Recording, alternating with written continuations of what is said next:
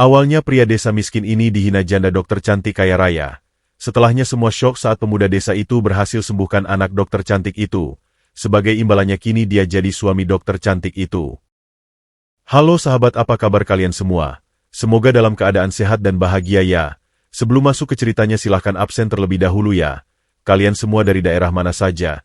Jangan lupa juga untuk like dan subscribe video ini agar kalian semua tidak ketinggalan video-video menarik lainnya. Lantai pualam Italia berwarna putih susu itu memantulkan cahaya keemasan dari lampu gantung kristal raksasa yang menghiasi langit-langit lobi Rumah Sakit Medika Internasional. Udara di dalam ruangan itu diatur pada suhu yang sangat presisi, menyebarkan aroma antiseptik mahal yang berpadu dengan semerbak wangi parfum puluhan juta dari para petinggi dan pasien VVIP yang berlalu lalang. Di tempat yang dirancang menyerupai istana kesehatan bagi para kaum elit ini, kemiskinan adalah sebuah dosa besar yang tak kasat mata. Dan pagi itu, dosa tersebut menjelma dalam wujud seorang pemuda bernama Banyu Bening. Langkah kakinya yang beralaskan sandal jepit karet tipis yang telah menipis di bagian tumit, menciptakan bunyi decit pelan yang mengganggu harmoni keheningan lobi. Banyu berdiri terpaku di tengah hamparan marmer yang mengkilap, menjadi anomali yang seketika menarik setiap pasang mata untuk menatapnya dengan pandangan menghakimi. Pakaiannya adalah sebuah antitesis dari kemewahan di sekitarnya. Ia mengenakan kemeja flanel pudar yang serat kainnya mulai terburai di bagian kerah dan ujung lengan. Warnanya telah lama kalah oleh terik matahari dan keringat kerja keras bertahun-tahun.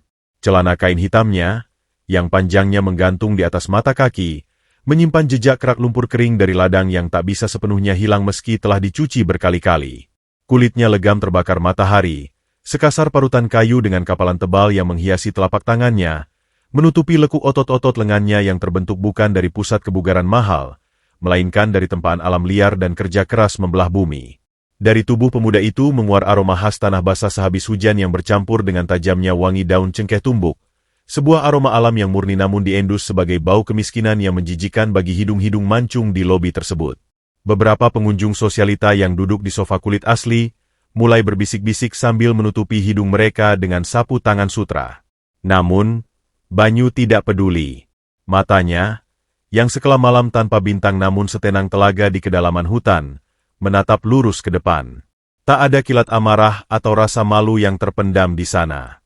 Batinnya telah ditempa oleh keheningan alam. Di tangannya yang kasar, ia menggenggam erat sebuah tabung bambu kecil yang tertutup rapat oleh daun pisang kering, seolah benda itu lebih berharga dari nyawanya sendiri. Di dalam dada Banyu, berdetak sebuah ketenangan yang tak bisa digoyahkan oleh tatapan sinis manusia-manusia berjas mahal ini. Ia mengingat kembali janjinya, sebuah hutang karma masa lalu antara mendiang kakeknya dan pendiri rumah sakit ini.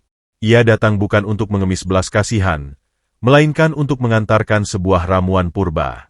Ingatannya melayang sesaat pada kejadian berbulan-bulan silam, di kedalaman hutan larangan saat langit mengamuk dengan badai petir. Saat itu, ia mempertaruhkan nyawanya sendiri, membelah dada melawan badai demi mengobati seekor harimau putih raksasa yang terluka parah oleh perangkap pemburu. Tatapan mata keemasan sang raja hutan yang penuh rasa terima kasih kala itu memberinya sebuah anugerah tak ternilai, sebuah intuisi penyembuhan magis dan restu alam yang kini mengalir dalam pembuluhnya. Kekuatan itu beresonansi kuat hari ini, seolah alam membisikkan bahwa di gedung pencakar langit ini, ada nyawa rapuh yang memanggil-manggil minta diselamatkan. Namun, sebelum Banyu sempat melangkah menuju meja resepsionis, udara di lobi mendadak menjadi kaku. Suara ketukan sepatu hak tinggi bergema ritmis dari arah lorong utama, membelah kerumunan layaknya ujung pisau bedah yang membelah kulit.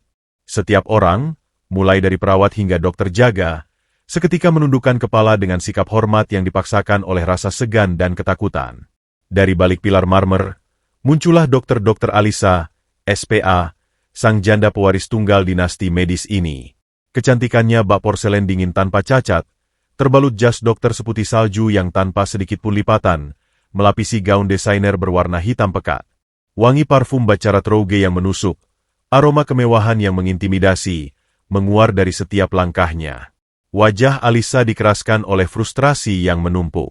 Di balik topeng arogansi dan riasan wajahnya yang sempurna, denyut jantungnya sebenarnya sedang berpacu melawan keputusasaan. Anak tunggalnya, Leo, sedang meregang nyawa di ruang ICU VIP lantai atas, digerogoti penyakit misterius yang tak mampu dideteksi oleh mesin MRI miliaran rupiah miliknya. Keputusasaan itu telah mengubah Alisa menjadi sosok yang lebih sinis dan tanpa ampun dari biasanya. Matanya menyapu lobi dengan pandangan kosong yang menyimpan amarah terpendam, hingga akhirnya tatapan tajamnya membentur sosok lusuh Banyu yang berdiri persis di jalur jalannya. Langkah Alisa terhenti secara tiba-tiba. Ujung sepatu tumit tingginya hanya berjarak beberapa jengkal dari ujung sandal jepit karet milik Banyu yang berdebu. Sesaat, keheningan mutlak mencekik lobi tersebut. Alisa menatap Banyu dari ujung kaki hingga ke rambutnya yang sedikit berantakan, dan raut wajah sang dokter cantik itu berubah drastis.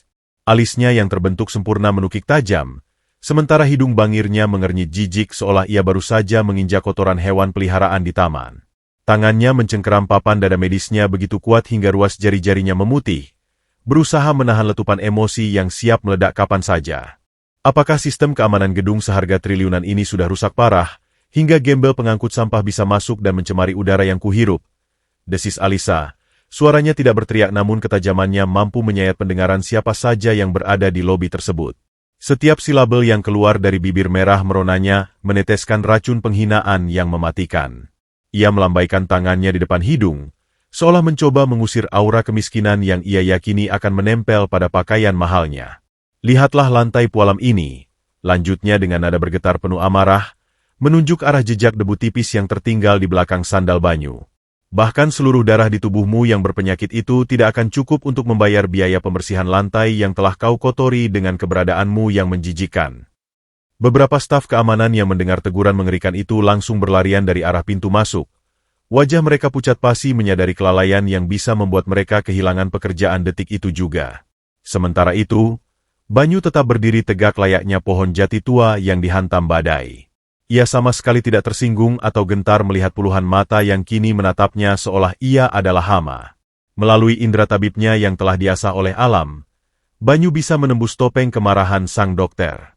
Ia bisa melihat kantung mata hitam yang tertutupi riasan tebal di wajah Alisa, dan mendengar irama napasnya yang kacau. Banyu bisa mencium aroma keputusasaan dan hawa kematian yang pekat menempel pada aura wanita cantik di hadapannya ini. Ia tahu janda kaya raya ini sedang berada di ambang kehancuran batin yang paling dalam. Banyu perlahan mengangkat wajahnya, menatap langsung ke dalam manik mata Alisa yang menyala oleh kesombongan dan kemarahan. Tanpa berkedip, tanpa nada gemetar, ia merespons dalam keheningan batinnya. Biarlah hinaan ini menjadi debu yang tersapu angin. Mulut Banyu tertutup rapat, menyembunyikan rapat-rapat niat baiknya. Tangannya justru semakin erat menggenggam tabung bambu yang berisi harapan terakhir bagi nyawa kecil yang sedang sekarat di atas sana. Di balik penghinaan yang merobek harga diri ini, roda takdir baru saja diputar. Banyu tahu dengan pasti, tak lama lagi, wanita angkuh yang menganggapnya lebih rendah dari kuman ini, akan berlutut menangis memeluk kakinya yang berbalut debu, memohon pengampunan di atas sisa-sisa kesombongannya yang hancur lebur. Gema kemarahan Dr. Alisa seolah membekukan oksigen di lobi utama Rumah Sakit Medika Internasional. Sebelum Banyu Bening sempat memproses rentetan kata-kata berbisa yang baru saja menampar telinganya, sebuah suara bariton yang dibuat-buat berat memecah keheningan yang mencekik itu. Suara langkah sepatu pantofel kulit buaya yang disemir mengkilap terdengar bergegas mendekat, memantulkan ritme arogansi yang tak kalah memuakkan. Dr. Hendra, wakil direktur medis yang selalu memoles dirinya bak pangeran penyelamat kesiangan, melangkah tegap menempatkan dirinya persis di antara Banyu dan Alisa. Jas putihnya yang disetrika dengan semprotan pewangi lavender tampak kontras dengan senyum miring merendahkan yang kini terlukis di bibirnya. Tangannya yang terawat rapi, tangan yang lebih sering digunakan untuk menghitung komisi obat daripada memegang pisau bedah, terentang seolah melindungi Alisa dari keberadaan monster yang menjijikan. Alisa, sayangku, jangan kotori pita suaramu yang berharga untuk berteriak pada makhluk rendahan seperti ini. Bisik Dr. Hendra dengan nada yang sengaja dilembutkan saat menatap sang janda kaya, sebelum perlahan memutar kepalanya ke arah Banyu. Seketika, kelembutan palsu itu lenyap tak berbekas, digantikan oleh tatapan penuh kebencian yang menyala bak api neraka. Hendra menunjuk tepat ke depan hidung Banyu dengan jari telunjuknya yang dipasangi cincin emas putih bertahtakan berlian. Ia menarik napas dalam-dalam, mengumpulkan segala kesombongan yang dimilikinya sedari lahir, dan meludahkan kata-kata yang dirancang untuk menghancurkan mental hingga ke akarnya. Bakteri kampung sepertimu cuma bisa membawa wabah penyakit. Tangan kotormu yang penuh kuman itu lebih pantas mengorek tempat sampah daripada menyentuh lantai pualam rumah sakit ini. Apalagi berani-beraninya berdiri mematung dalam jarak pandang pasien VIP kami. Banyu hanya diam 1000 bahasa. Matanya yang setenang telaga menatap tanpa emosi sedikitpun pada wajah Hendra yang mulai memerah karena marah. Ketenangan Banyu yang absolut justru membuat ego Hendra semakin terbakar dan meronta-ronta. Merasa otoritas tertingginya dilecehkan oleh seorang pemuda desa gembel yang bahkan tak repot-repot berkedip saat dibentak, Hendra langsung membalikan badan ke arah barisan petugas keamanan yang masih berdiri mematung dengan wajah pucat pasi. Kalian semua buta huruf atau buta mata? Serat bangkai bernapas ini keluar sekarang juga. Jika aku melihat ujung sandal jepitnya yang menjijikan itu masih menyentuh lantai gedung ini dalam 10 detik ke depan, kalian semua akan kupecat tanpa pesangon detik ini juga. Teriak Hendra, urat lehernya menonjol keluar menahan amarah. Melampiaskan kekuasaannya yang sebenarnya hanyalah unjuk gigi murahan di depan wanita yang mati-matian ingin ia nikahi hartanya. Mendengar ancaman pemecatan itu, 4 orang petugas keamanan bertubuh kekar berseragam safari gelap langsung menerjang maju layaknya anjing pemburu yang dilepas paksa dari rantainya. Mereka mencengkeram lengan kurus Banyu dengan sangat kasar. Jari-jari besar dan kasar mereka menancap kuat pada kemeja flanel Banyu yang seratnya sudah rapuh dimakan zaman, hingga terdengar bunyi jahitan kain yang robek paksa menggema di lobi. Banyu sebenarnya bisa saja memberontak. Otot-otot lengannya yang tersembunyi di balik baju lusuhnya telah terlatih puluhan tahun membelah kayu jati sebesar pelukan orang dewasa di pedalaman hutan. Ia bisa dengan sangat mudah menjatuhkan keempat pria berbadan besar itu, hanya dengan menggunakan satu teknik tenaga dalam warisan leluhurnya. Namun, sang tabib memilih untuk mengosongkan raganya dari nafsu duniawi.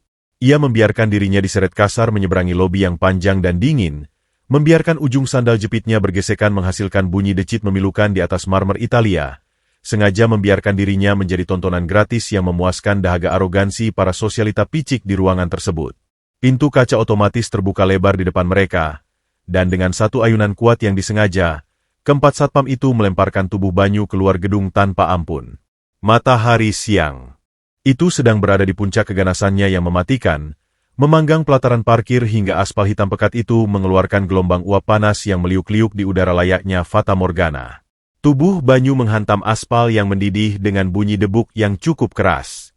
Kulit telapak tangan kirinya bergesekan dengan paksa di atas permukaan jalan yang kasar penuh kerikil, merobek lapisan kulit terluarnya hingga darah segar berwarna merah pekat merembes keluar perlahan, bercampur dengan debu kotor jalanan kota. Panas aspal seketika membakar kulitnya yang terbuka, mengirimkan sengatan perih yang tajam menjalar hingga ke pangkal lengan dan saraf lehernya. Namun, ajaibnya, ia bahkan tidak meringis kesakitan sedikitpun.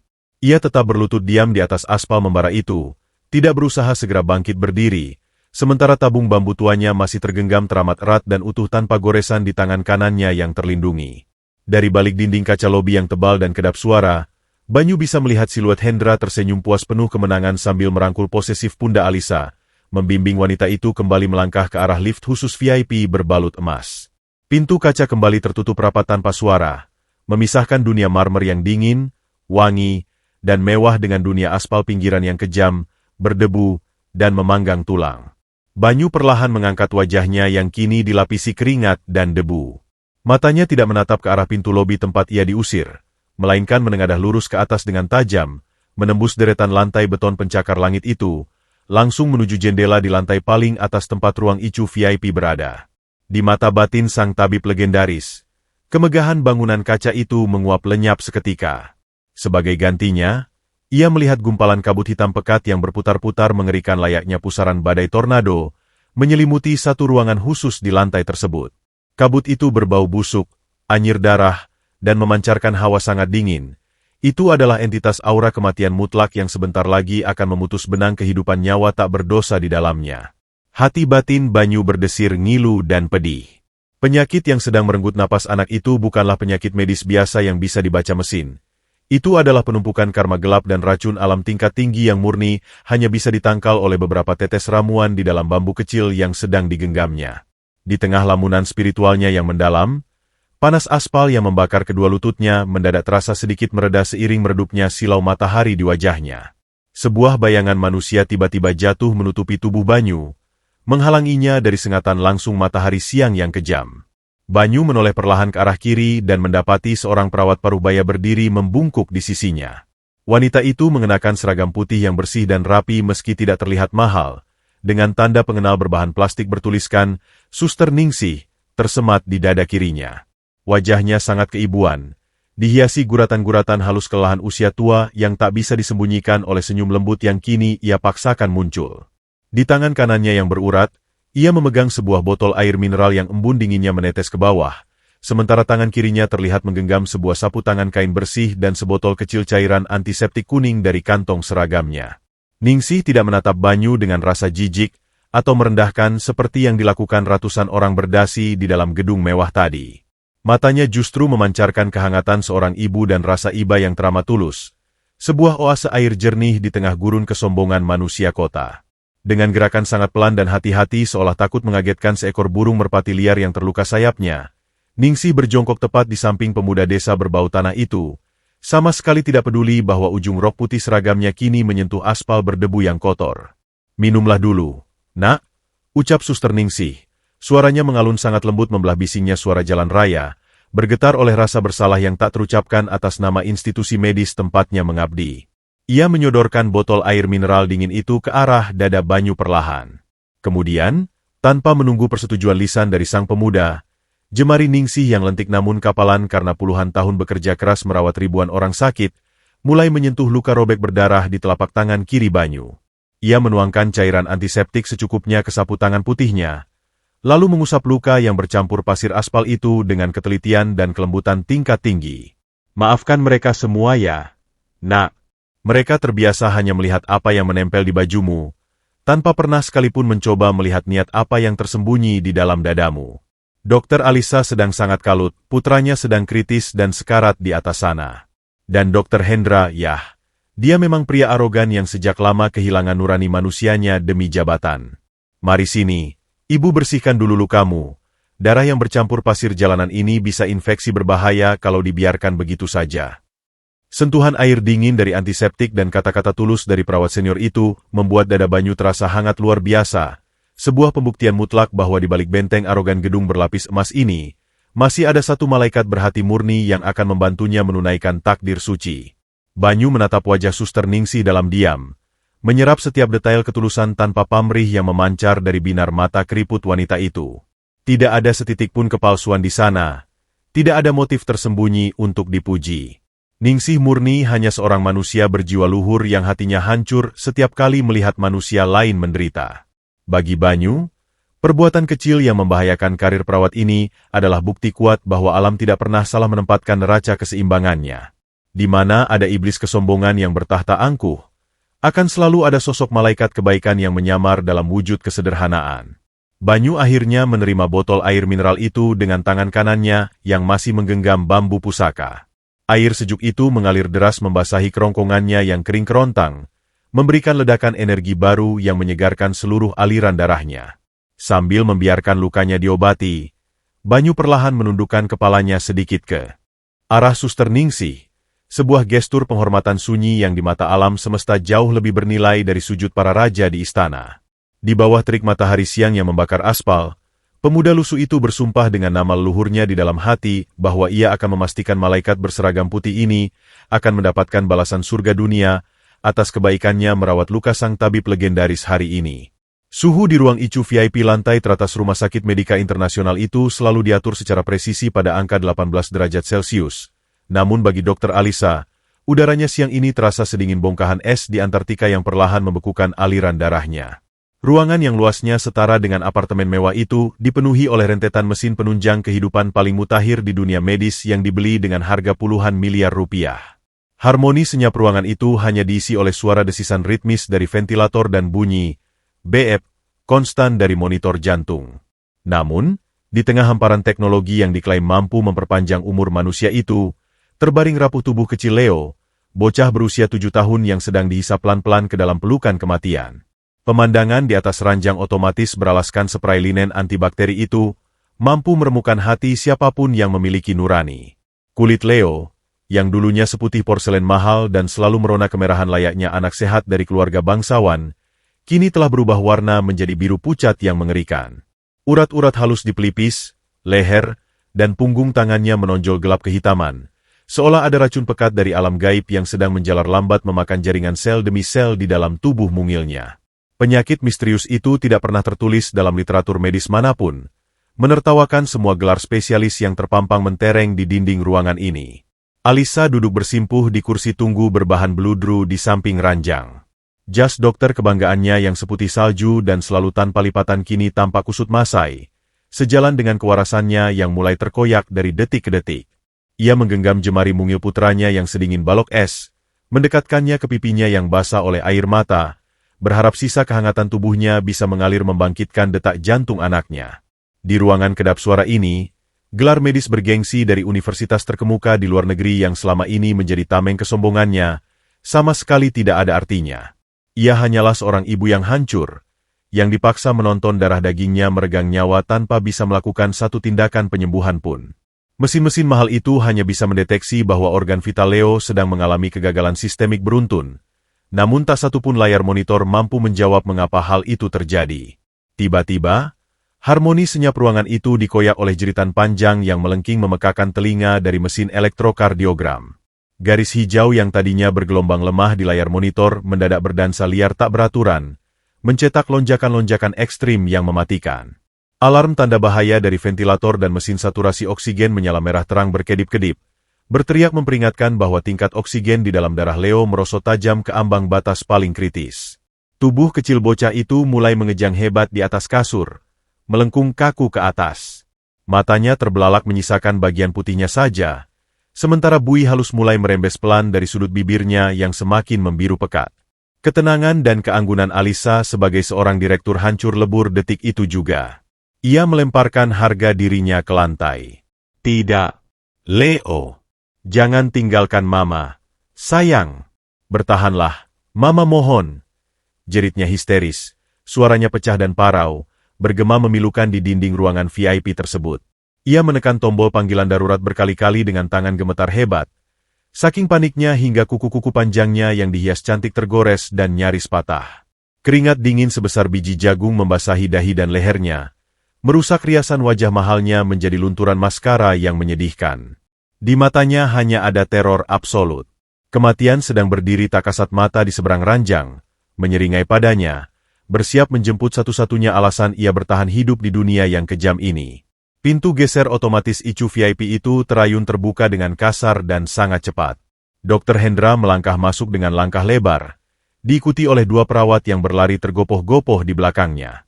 Aroma parfum maskulinnya yang menyengat keras langsung bertabrakan dengan bau tajam antiseptik ruangan. Tidak ada gurat kepanikan sejati di wajah tampannya yang selalu tersenyum miring itu. Sebaliknya, jauh di lubuk hatinya yang paling busuk, Hendra bersorak kegirangan. Ini adalah panggung teater yang sudah ia nanti-nantikan. Momen di mana sang janda pewaris rumah sakit berada di titik terlemahnya dan nyaris gila, adalah kesempatan emas bagi Hendra untuk tampil sebagai pahlawan tunggal. Jika ia bisa terlihat menyelamatkan anak ini, ia akan menancapkan pengaruh absolutnya pada Alisa, dan pada akhirnya, menguasai seluruh triliunan aset kekayaan wanita itu. Dengan gerakan kasar yang sengaja dirancang agar terlihat tegas dan heroik, Hendra menggeser tubuh rapuh Alisa yang sedang menangis memeluk anaknya. Minggir, Alisa. Biarkan profesional yang menangani krisis ini. Kau terlalu emosional dan bodoh untuk berpikir jernih sekarang. Ucapnya dingin, memposisikan dirinya tepat di depan tubuh Leo yang masih kejang. Ia mengeluarkan stetoskop emas berliannya, menempelkannya sejenak di dada Leo yang bergemuruh tak karuan, lalu menatap deretan monitor dengan dahi berkerut sok jenius. Padahal, otak liciknya sedang memutar skenario palsu. Ia tidak tahu menahu soal racun karma gelap yang sedang menggerogoti bocah itu, yang aura hitamnya sempat dilihat banyu dari pelataran parkir. Menurut jurnal medis barat yang selalu ia doakan, gejala biru dan kejang ini hanyalah bentuk dari sindrom shock anafilaktik akut yang langka akibat alergi patogen tak terdeteksi. Ia dengan sombong mengabaikan fakta bahwa sistem peredaran darah Leo menolak semua diagnosis logis tersebut selama seminggu terakhir. Hendra memutar tubuhnya 180 derajat menghadap salah satu perawat yang berdiri gemetar memegang nampan perak medis darurat. Beri dia suntikan epinefrin dosis ganda, campur dengan hidrokortison berdosis tingkat dewa, langsung tembak ke pembuluh darah vena utamanya sekarang juga. Perintah Hendra dengan suara lantang yang menggelegar ke seluruh penjuru ruangan, Sengaja diproyeksikan dengan teatrikal agar Alisa melihat betapa luar biasa kompeten dirinya memimpin krisis darurat yang dihindari oleh semua dokter lain. Alisa terkesiap keras mendengar instruksi itu. Sisa kewarasan medis di otaknya yang berantakan meronta-ronta menolak. Hendra, kau gila. Jantung Leo sudah bekerja terlalu keras menahan racun itu. Dosis ganda stimulan sekuat itu bisa merobek katup jantungnya dalam sekejap dan menghancurkan pembuluh darah halusnya. Itu sama saja membunuhnya pelan-pelan. Bantah Alisa, menarik kasar ujung lengan jas Hendra dengan putus asa, memohon agar pria itu menggunakan metode lain yang lebih aman. Namun Hendra menepis tangan wanita itu dengan sangat kasar, menatapnya dengan tatapan merendahkan seolah Alisa adalah lalat pengganggu di ruang operasinya. Siapa wakil direktur medis pemegang kendali di sini? Aku. Profesor ahli saraf dari John Hopkins yang kau bayar ratusan juta untuk terbang kemari saja sudah angkat tangan bak pengecut. Jika kau ingin anak cacatmu ini hidup lebih lama, tutup mulut manjamu dan biarkan aku bekerja. Otak brilianku tidak dirancang untuk menerima keraguan dari seorang ibu janda yang sedang histeris kehilangan akal. Desis Hendra penuh arogansi yang memuakan. Sebelum Alisa bisa melawan lagi, Hendra sendiri yang merampas jarum suntik berisi cairan pekat itu dari tangan perawat. Tanpa membuang waktu sedetik pun untuk menimbang risiko, ia menusukkan jarum panjang itu langsung ke akses vena di leher Leo, menekan pendorong suntikan dengan senyum kemenangan yang tertahan, membiarkan cairan kimia mematikan itu mengalir deras ke dalam tubuh rapuh yang sebenarnya hanya membutuhkan usapan tetes embun dari tabung bambu di tangan Banyu. Selama 15 detik pertama pasca penyuntikan, sebuah keajaiban semu dan palsu tampaknya terjadi. Kejang mengerikan di tubuh Leo berhenti seketika. Garis merah liar di layar monitor kembali teratur. Napasnya mulai menemukan ritme yang pelan namun stabil. Alisa jatuh terduduk lemas di lantai marmer, menangis terseduh-seduh sambil mengucapkan terima kasih tanpa henti kepada Hendra, sama sekali tak menyadari seringai iblis di wajah pria congkak itu. Namun, di bawah permukaan kulit Leo yang biru pucat, cairan kimia keras itu tidak sedang menyembuhkan. Obat itu baru saja menghancurkan tameng terakhir dari sistem imun si bocah, bereaksi liar dengan racun karma di dalam darahnya, dan diam-diam menyiapkan ledakan bom waktu biologis yang 1000 kali lipat lebih mematikan dalam kurun waktu kurang dari 4 jam ke depan. Matahari pesisir seolah memuntahkan lahar apinya ke atas pelataran aspal Rumah Sakit Medika Internasional, menciptakan gelombang fatamorgana yang meliuk-liuk membutakan mata. Di tengah kejamnya panggangan suhu siang itu, Banyu Bening masih duduk beralaskan aspal yang mendidih. Tangan kirinya yang robek kini telah terbalut rapi oleh sapu tangan putih milik Suster Ningsih. Sebuah noda darah merah yang merembes di tengah kain putih itu menjadi satu-satunya tanda kekerasan yang baru saja ia alami. Suster Ningsih perlahan bangkit berdiri, menghela napas panjang sambil menyeka peluh yang menetes di dahinya yang mulai keriput. Ia baru saja berniat menyuruh pemuda desa itu pergi mencari tempat berteduh sebelum para satpam kembali keluar untuk meremukan tulang-tulangnya. Namun niat itu terhenti seketika saat ia melihat perubahan drastis pada gestur Banyu. Pemuda yang sejak tadi setenang telaga beku itu mendadak menegang. Otot-otot rahangnya mengeras. Sementara tangan kanannya yang memegang tabung bambu tua itu, mencengkeram begitu kuat hingga urat-urat hijau di punggung tangannya menonjol keluar bak akar pohon jati. Banyu memejamkan matanya rapat-rapat. Dadanya bergemuruh naik turun menghirup udara panas dengan tarikan napas yang sangat dalam. Di dimensi kasat mata, ia hanya duduk diam, namun di dalam penglihatan batin sang tabib legendaris, sebuah ledakan energi gelap baru saja terjadi di lantai teratas gedung pencakar langit itu. Ia bisa merasakan riak kehancuran menyapu udara. Pusaran kabut hitam berbau anyir darah yang sejak tadi mengelilingi ruang ICU VIP itu tiba-tiba tersedot masuk secara paksa ke dalam dada sang bocah malang, dipicu oleh sebuah zat kimia buatan manusia yang baru saja disuntikan langsung ke jantungnya. Banyu membuka kedua matanya secara tiba-tiba. Manik matanya yang sekelam malam kini memancarkan kilat ketajaman yang membuat Suster Ningsih tanpa sadar melangkah mundur satu tindak. Aura kepolosan dan kelusuhan dari pemuda berbau tanah itu lenyap tak berbekas, digantikan oleh wibawa seorang penguasa kehidupan dan kematian yang sangat mengintimidasi. Mereka baru saja membunuhnya. Desis Banyu dengan suara yang sangat rendah dan serak, namun entah mengapa setiap silabelnya terdengar begitu jelas dan menggema di telinga Ningsih, mengalahkan bisingnya deru mesin mobil di jalan raya. Pemuda itu mendongak, menatap langsung ke jendela kaca berlapis emas di lantai tertinggi rumah sakit. Seorang pria berjas putih yang angkuh baru saja memaksa masuk dan menyuntikkan racun buatan ke dalam pembuluh darah anak itu. Suster Ningsih terkesiap hebat. Tangannya yang memegang botol antiseptik bergetar, hingga nyaris menjatuhkan benda itu ke aspal. Bulu kuduk di tengkuknya berdiri tegak.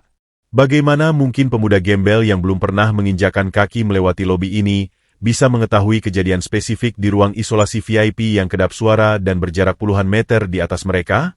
Dengan suara yang dipenuhi keraguan dan kepanikan, Ningsih memberanikan diri bertanya, mencondongkan tubuhnya ke arah Banyu. Apa maksudmu, nak?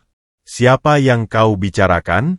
Dr. Hendra baru saja naik atas sana saat kau diseret keluar. Tapi dari mana kau bisa tahu apa yang dia lakukan? Tanpa mengalihkan pandangannya dari jendela lantai atas, Banyu mulai menjabarkan apa yang dilihat oleh mata spiritualnya dengan akurasi medis yang membuat kewarasan Ningsih diuji hingga batas maksimal. Bocah itu tidak menderita penyakit fisik biasa, Ibu. Darahnya dikuasai oleh karma gelap, racun alam yang membekukan aliran nadinya hingga kulitnya membiru pekat dan tubuhnya mengejang hebat.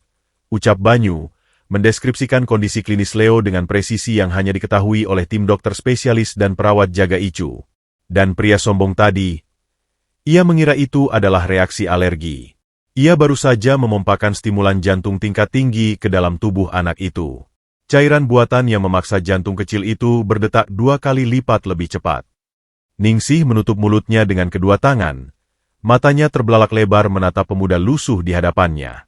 Jantung perawat senior itu berpacu liar. Epinefrin. Otak medis Ningsih langsung menerjemahkan deskripsi Banyu.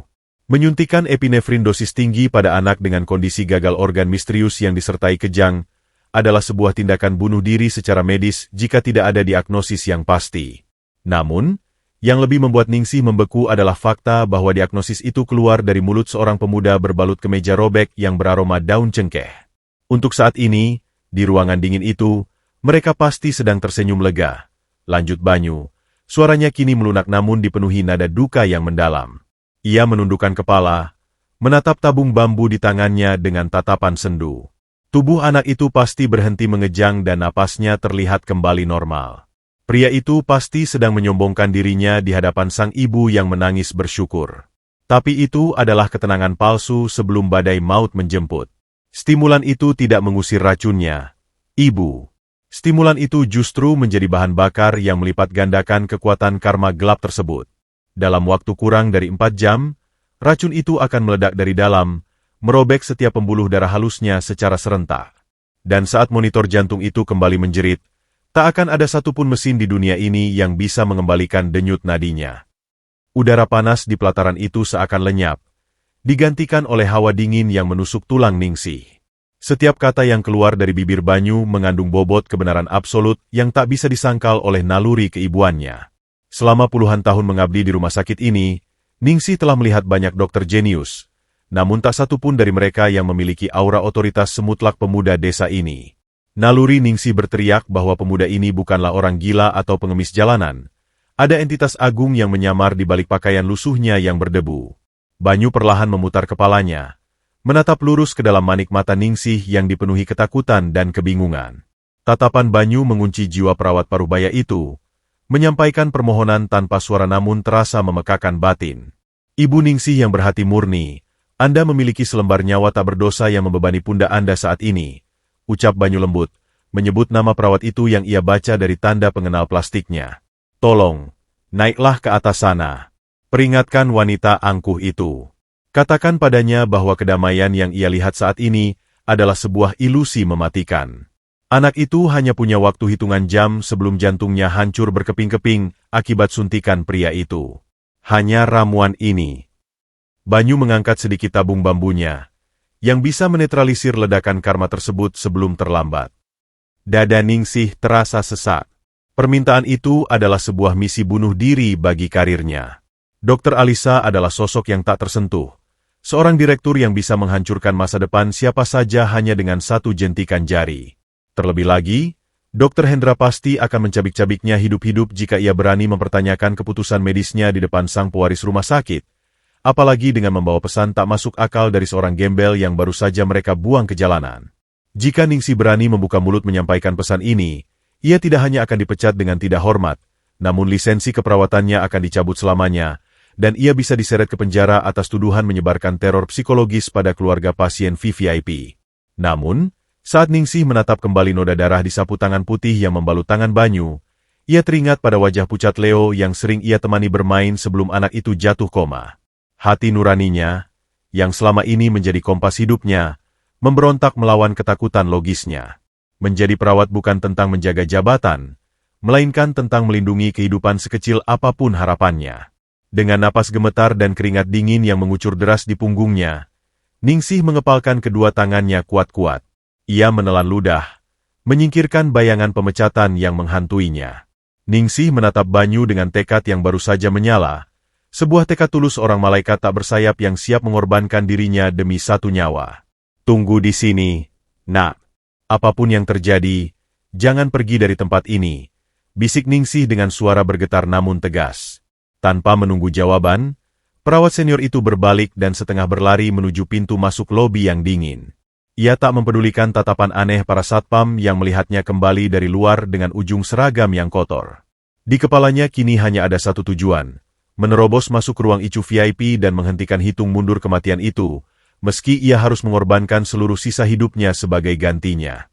Lorong marmer di lantai VIP Rumah Sakit Medika Internasional selalu terasa seperti lorong surga yang kedap suara, di mana kemewahan dan sterilisasi berpadu sempurna untuk menjauhkan aroma kematian. Namun siang itu, bagi Suster Ningsih, lorong panjang berpendingin udara sentral ini terasa bagaikan terowongan eksekusi yang akan mengakhiri seluruh dedikasi hidupnya. Langkah kakinya yang dibalut sepatu putih standar perawat berderap cepat, meninggalkan jejak tipis debu jalanan yang menempel di sol sepatunya. Jantung perawat parubaya itu berdegup brutal menghantam tulang rusuknya, memompa darah yang dipenuhi oleh perpaduan antara ketakutan yang melumpuhkan dan dorongan nurani yang tak tertahankan. Tepi rok seragam putihnya yang kotor oleh debu aspal pelataran parkir menjadi saksi bisu pertemuannya dengan sosok pemuda lusuh berbau tanah, yang matanya menyembunyikan badai takdir.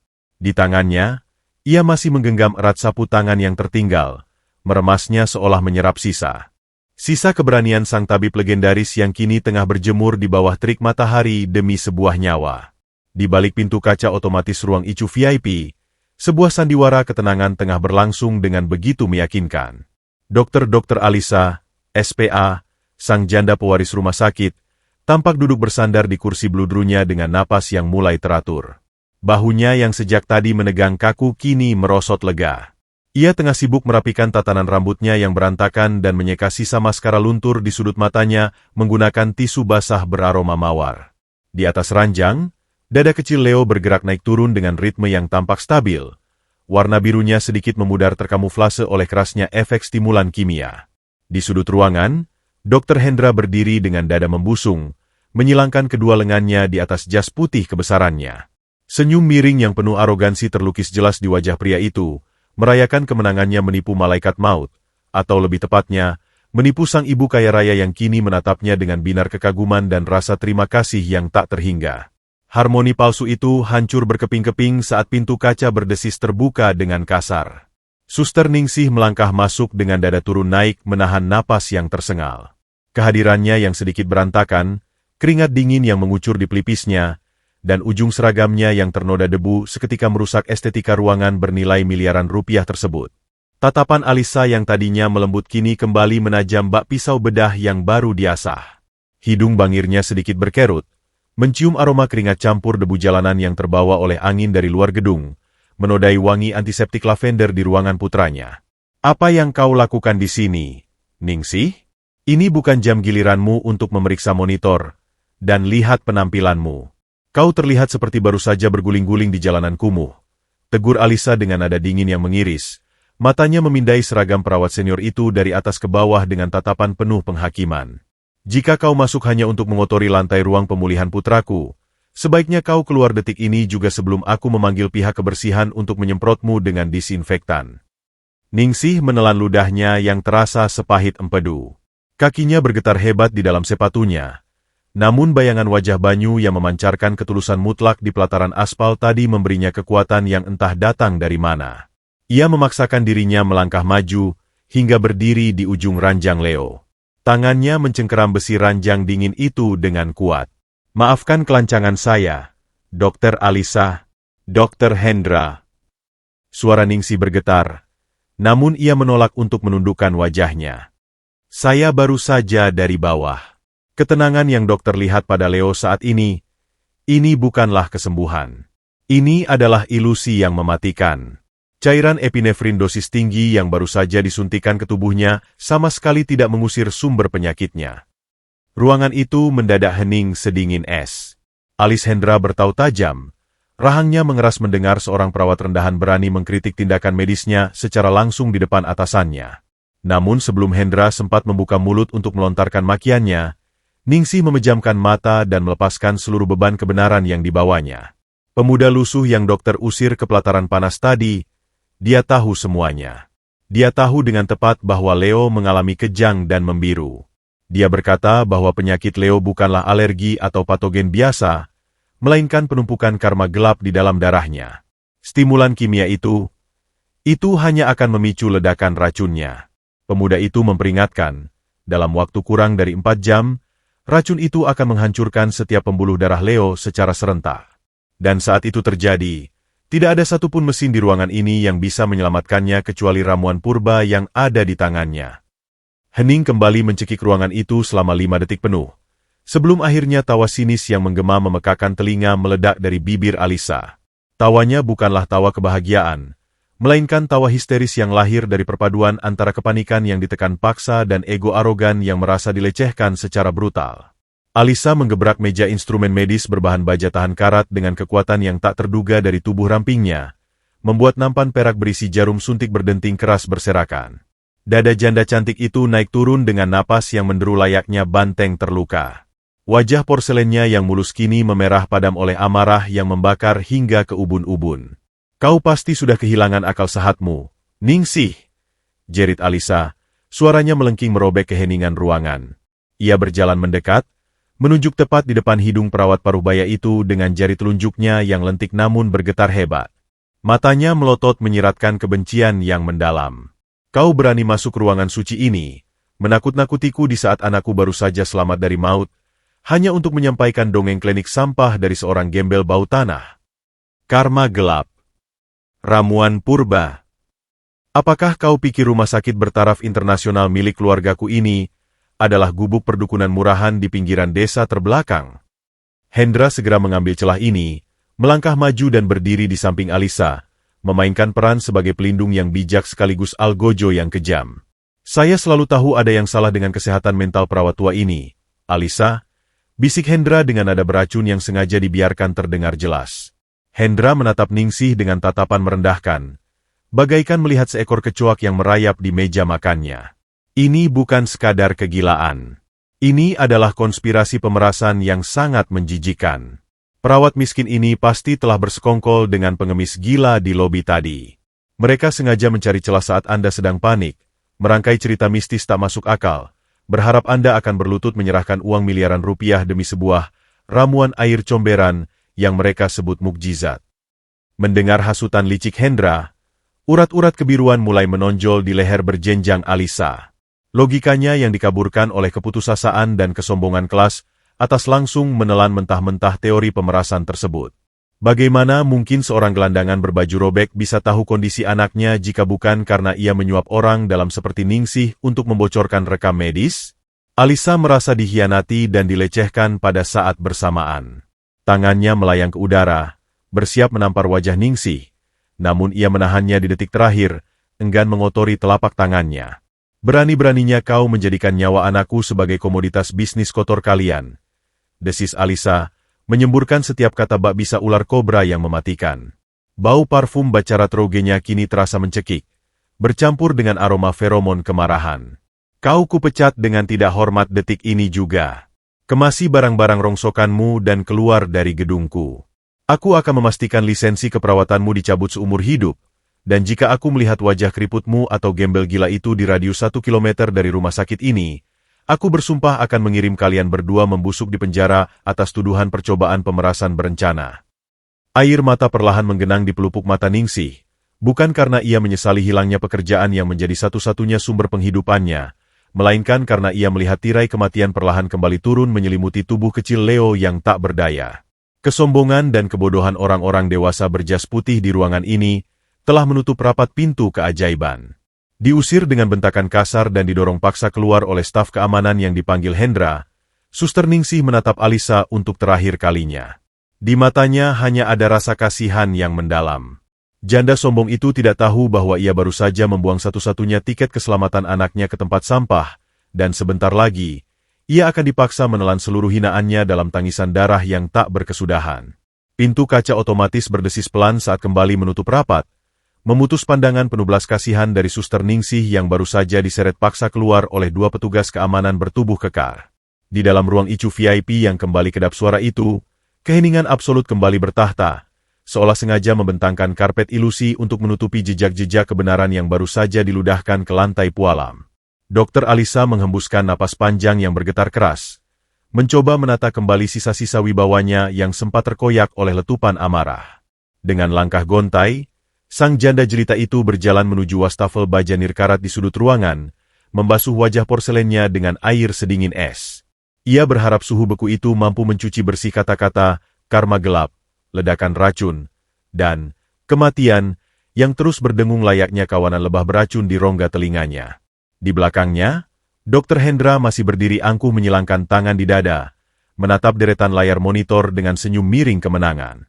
Pria licik itu benar-benar yakin bahwa cairan kimia keras yang ia pompakan adalah mukjizat ilmu pengetahuan yang akan menaklukkan maut, sekaligus mengamankan masa depannya sebagai penguasa absolut di atas aset triliunan rupiah milik keluarga Alisa. Namun, kesombongan rasionalitas manusia hanyalah setitik debu tak berharga di hadapan hukum alam semesta yang mutlak. Waktu merangkak maju tanpa ampun bagaikan algojo yang menyeret kapak tajamnya di atas lantai batu, dan tanpa sepengetahuan para pemilik gelar berderet panjang di ruangan mewah itu, ramalan Banyu Bening mulai menemukan wujud manifestasinya yang paling mengerikan. Tepat 3 jam dan 45 menit sejak jarum suntik terkutuk milik Hendra menembus kulit tipis Leo, udara yang disaring ketat di dalam ruangan tiba-tiba terasa sangat mencekik, seakan seluruh partikel oksigen baru saja disedot paksa ke alam gaib. Perubahan drastis itu tidak dimulai dengan jeritan alarm elektronik, melainkan dengan sebuah keheningan klinis yang jauh lebih mematikan. Dada kecil Leo yang tadinya naik turun secara konstan berkat paksaan epinefrin, perlahan mulai bergetar kacau dan kehilangan ritmenya. Napasnya berubah menjadi tarikan-tarikan pelan yang putus asa dan dangkal, seolah paru-parunya tiba-tiba membatu dan terisi oleh pasir hisap dari alam kematian. Lalu, pemandangan visual yang mampu meremukan kewarasan ibu manapun mulai terbentang kejam di atas spray linen putih bersih itu. Rona kemerahan palsu yang menipu dari wajah Leo memuai lenyap dalam hitungan detik, digantikan oleh warna abu-abu keunguan yang jauh lebih pekat, lebih dingin, dan lebih mematikan dari kondisi sebelumnya. Urat-urat halus di leher, pelipis, dan punggung lengannya tidak lagi sekadar menonjol kehitaman. Urat-urat itu kini menggembung mengerikan, berdenyut liar seolah ada tekanan dahsyat dari kedalaman tubuhnya yang siap meledak keluar. Pemandangan itu membuktikan dengan sangat gamblang bahwa racun karma yang tak kasat mata itu sedang mengamuk layaknya monster yang kelaparan, memakan habis setiap dinding sel pembuluh darah yang menolak menyerah.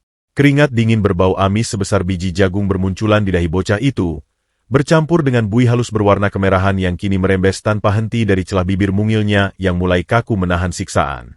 Puncaknya terjadi ketika seluruh layar mesin penunjang kehidupan yang diklaim sebagai mahakarya teknologi tak tertandingi itu meledak dalam histeria elektronik massal.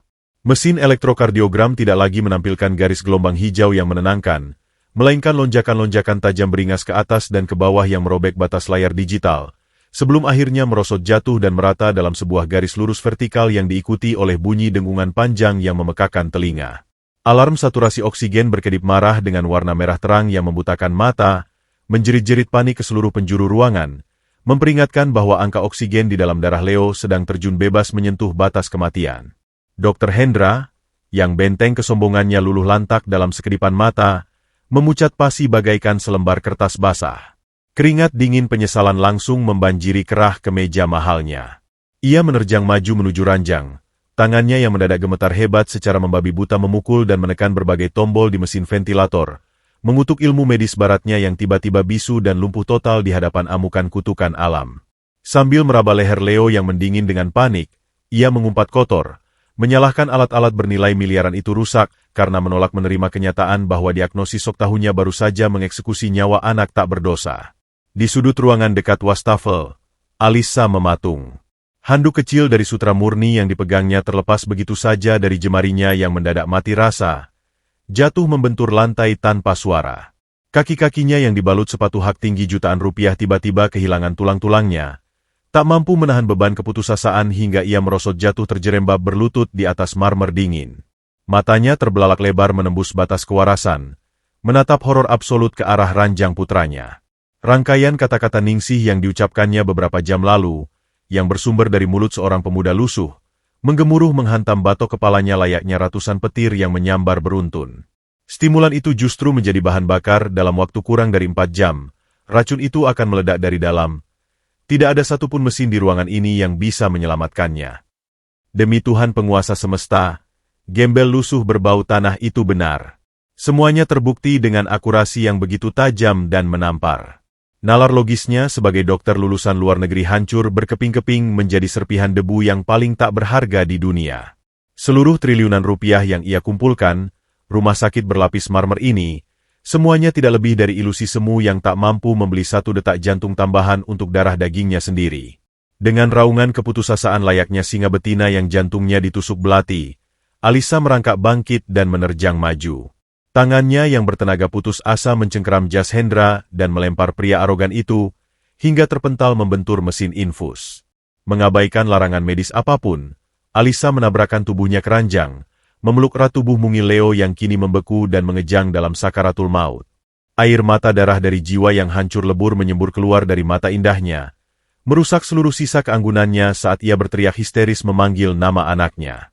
Di tengah badai kepanikan yang merobek nurani itu, saat seluruh dokter dan teknologi dunia telah angkat tangan membiarkan malaikat maut berpesta, sebuah bayangan wajah lusuh dekil dengan kemeja flanel robek menyala terang di benak Alisa. Pemuda desa yang hinaannya masih membekas di lobi aspal tadi, pemuda yang membawa tabung bambu tua itu, menampar egonya dengan kebenaran telak. Jika gembel gila itu tahu persis detail bagaimana kematian ini datang merayap, maka ia pastilah entitas tunggal yang menggenggam kunci untuk memukul mundur sang kematian itu sendiri. Matahari di pertengahan bulan seakan tak kenal ampun, memanggang aspal pelataran Rumah Sakit Medika Internasional hingga mencapai titik didih yang mematikan. Di tengah fatamorgana yang menari-nari liar membutakan mata di udara, Banyu Bening mendadak tersentak keras. Kelopak matanya yang sejak tadi terpejam rapat dalam semadi perih di bawah terik matahari, kini terbuka lebar, memancarkan kilat kengerian kosmis yang tak bisa dipahami nalar manusia biasa. Di telinga batin sang tabib legendaris, sebuah dentuman tak kasat mata baru saja meledak menghancurkan keheningan spiritualnya. Benang emas kehidupan yang menghubungkan energi murni alam dengan jiwa bocah kecil di lantai VVIP itu baru saja terputus di satu ujungnya, tergerus habis oleh hantaman badai karma gelap yang dipicu paksa oleh cairan kimia beracun. Hawa kematian yang sangat pekat, beraroma anyir darah, mendadak turun menyelimuti pilar-pilar gedung pencakar langit itu, menandakan bahwa hitung mundur telah berakhir dan sang malaikat maut kini telah mengangkat sabitnya tepat di atas ubun-ubun Leo. Waktu untuk bersabar dan membiarkan kebodohan arogansi merajalela telah habis. Jika Banyu tidak bertindak nekat detik ini juga, nyawa tak berdosa itu akan musnah dan janjinya pada mendiang leluhur Alisa akan menjadi dosa karma yang tak terampuni sepanjang masa. Dengan satu hentakan napas berat yang menggetarkan udara panas di sekitarnya, pemuda desa berpakaian kumal itu bangkit berdiri. Rasa perih dari telapak tangannya yang robek dan aspal yang membakar kedua lututnya lenyap seketika, digantikan oleh gelombang adrenalin purba yang memompa aliran darahnya menderu-deru. Tangannya semakin erat merengkuh tabung bambu tua yang berisi tetesan mukjizat kehidupan itu, memastikan penyumbat daun pisangnya tidak bergeser sedikitpun. Banyu melangkah maju menantang maut, bukan lagi dengan decit sandal karet yang meragu, melainkan dengan derap pasti seorang raja yang hendak merebut kembali kerajaannya dari tangan iblis. Langkah lebar Banyu membawanya menembus pintu kaca otomatis lobi utama dengan kecepatan yang mengejutkan sensor sensorik pintu tersebut. Hawa dingin dari pendingin ruangan sentral raksasa seketika menampar wajahnya yang bersimbah peluh bercampur debu. Namun ia tak mempedulikannya. Kehadirannya yang bagaikan noda lumpur raksasa di atas kanvas sutra putih kembali memicu kepanikan instan di dalam lobi istana medis tersebut. Puluhan pasang mata pengunjung VVIP terbelalak ngeri. Beberapa sosialita bahkan menjerit tertahan sambil menarik gaun sutra mahal mereka mundur menjauhi rute jalan Banyu.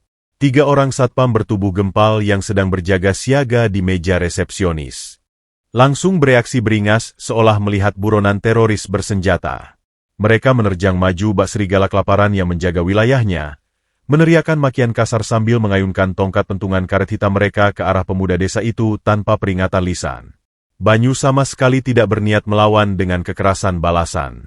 Otot-otot baja di balik kemeja flanel lusuhnya yang sebenarnya sanggup meremukan batu karang dalam sekali hantam, ia kendurkan secara paksa.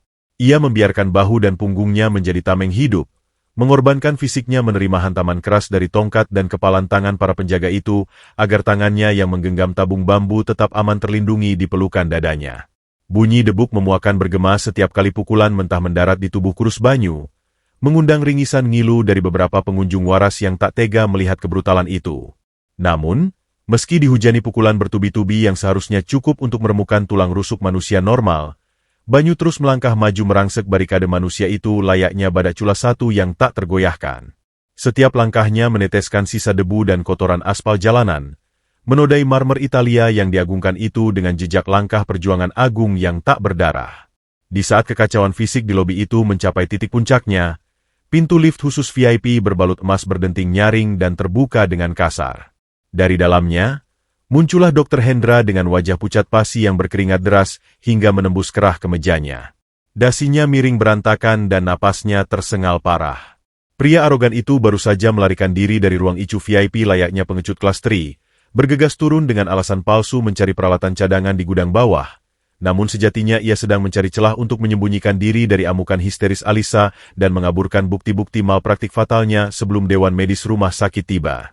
Emosinya sedang berada di ambang kegilaan parah, dihantui secara brutal oleh bayangan jeruji penjara dan kehancuran karir gemilangnya yang sudah berada di depan mata, akibat bocah malang yang kini meregang nyawa di bawah tanggung jawab tangannya. Ketika sepasang mata Hendra yang memerah liar karena panik itu menangkap sosok Banyu yang tengah dikeroyok satpam di tengah lobi, sebuah kewarasan iblis langsung mengambil alih fungsi otaknya. Ia teringat laporan Suster Ningsih tentang gembel yang meramalkan kematian. Di kepalanya yang sangat licik, Hendra seketika menemukan kambing hitam yang teramat sempurna. Ia akan meyakinkan semua orang di gedung ini bahwa gembel berbau tanah inilah yang membawa kutukan sihir hitam, penyebab utama gagalnya prosedur medis jeniusnya. Dengan amarah memuncak yang sengaja dibesar-besarkan untuk menutupi ketakutannya sendiri, Hendra berlari menerobos kerumunan satpam, mendorong tubuh-tubuh kekar itu menyingkir dengan kasar agar ia bisa berhadapan langsung dengan korbannya. "Berhenti! Tahan bangkai bernapas ini sekarang juga!" teriak Hendra dengan suara melengking membelah lobi, telunjuknya yang dihiasi cincin emas menuding tepat ke wajah Banyu yang mulai memar dan berdebu. Napas Hendra menderu kencang. Matanya menyiratkan kebencian sosiopat yang tak tertolong. Ia berjalan mengitari Banyu layaknya predator yang bersiap mencabik mangsa lumpuhnya. "Lihatlah manusia kasta kotoran ini. Anjing peliharaanku saja memiliki martabat dan nilai yang jauh lebih tinggi darinya. Kau sengaja kembali ke sini untuk mengacaukan rumah sakitku dengan sihir kampungmu yang menjijikkan, bukan? Gara-gara aura busukmu dan konspirasi gilamu dengan perawat tua gila itu, pasien VIP kami kritis di atas sana. Kau adalah pembunuh berdarah dingin yang menyamar menjadi pengemis." Banyu hanya menatap Hendra dengan tatapan belas kasih absolut yang anehnya justru membuat darah pria berjas putih itu semakin mendidih tak terkendali. "Minggirlah, dokter yang tersesat," ucap Banyu dengan suara serak namun sangat tenang, mengabaikan luka robek di sudut bibirnya yang mulai meneteskan darah segar ke kerah flanelnya. "Anak tak berdosa itu tidak butuh ego rapuhmu. Ia hanya punya waktu kurang dari 10 menit sebelum jantungnya meledak hancur. Biarkan aku lewat dan membawa secercah kehidupan untuknya sebelum dosa ini menenggelamkanmu ke dasar neraka." Jawaban stoik yang tak disangka-sangka itu menjadi tong minyak yang disiramkan ke dalam api kesombongan Hendra yang telah terbakar kepanikan maut. Kehilangan kendali kewarasannya secara total, Hendra mengayunkan kaki kanannya yang terbalut sepatu pantofel kulit buaya berujung baja tebal, menendang telak bagian belakang lipatan lutut kiri Banyu dari arah samping dengan tenaga penuh yang membabi buta. Bunyi tulang yang beradu dengan kerasnya kulit sepatu terdengar sangat menyakitkan menggema di lobi. Kaki Banyu yang sedari tadi menjadi pilar penyangga pertahanan terakhirnya, akhirnya goyah tak tertahan. Pemuda desa itu jatuh berlutut seketika. Lututnya membentur lantai pualam yang dingin dan keras, hingga menimbulkan suara dentuman tumpul yang memilukan. Saat Banyu terjatuh dalam posisi paling merendahkan di bawah bayangan tubuh sang dokter arogan, Hendra mencengkeram kasar kerah kemeja lusuh Banyu, hingga kain rapuh yang basah oleh peluh itu robek kian parah memperlihatkan kulit legamnya. Ia menarik wajah Banyu mendekat dengan penuh amarah, meludahkan ludahnya yang berbau kopi pahit mahal tepat ke sisi wajah pemuda stoik tersebut. "Dengar baik-baik, gembel keparat. Sampai dunia ini kiamat pun, tangan kotormu yang penuh penyakit menular itu tidak akan pernah menyentuh satu helai rambut pun dari pasienku. Kau akan membusuk berlutut di lantai pualam ini, menjadi tontonan gratis bagaimana seekor babi jalanan dihukum mati karena berani menggonggong masuk ke dalam istana raja. Di bawah hinaan brutal dan rasa sakit yang merobek fisik serta harga dirinya hingga ke titik nadir di hadapan puluhan pasang mata, Banyu tetap mendekap bambu kecilnya ke dada, mengosongkan batinnya dari amarah duniawi, bersabar di titik terendah yang paling menyiksa sebelum badai pembongkaran yang sesungguhnya menyapu bersih seluruh kesombongan di ruangan laknat itu.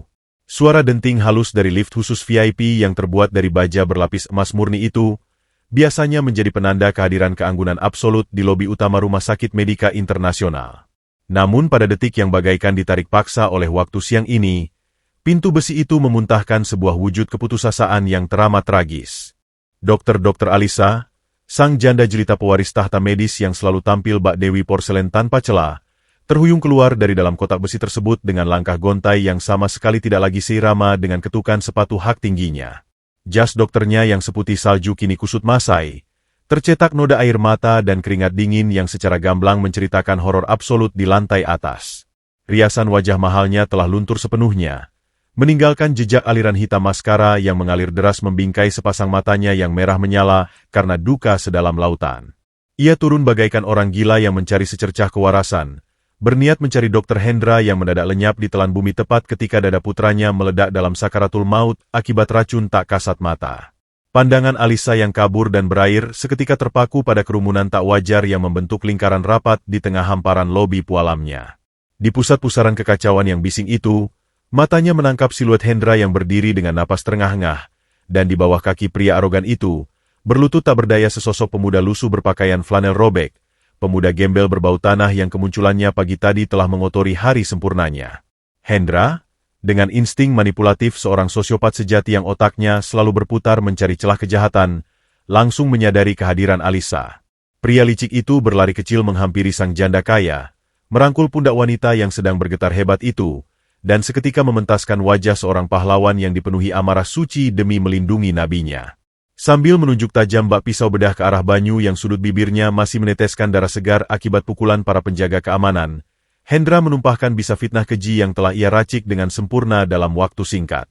Dengan suara desisan yang sengaja dikeraskan agar menembus gendang telinga Alisa yang sedang kacau balau, Hendra menguntai kebohongan yang mematikan.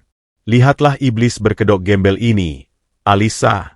Sekarang aku mengerti mengapa obat-obatan paling mahal dari Jerman yang kuberikan pada Leo berbalik menghancurkan tubuhnya. Gembel ini bukanlah pengemis biasa. Perawat tuamu yang gila itu mengaku bahwa pemuda busuk inilah dalangnya. Dia telah menaburkan kutukan ilmu hitam dari kampung pedalamannya ke gedung ini, sebuah sihir kotor yang mengincar darah dagingmu demi memeras kekayaan kita. Kematian yang mencekik putramu di atas sana saat ini adalah hasil dari aura gelap makhluk kasta sampah ini.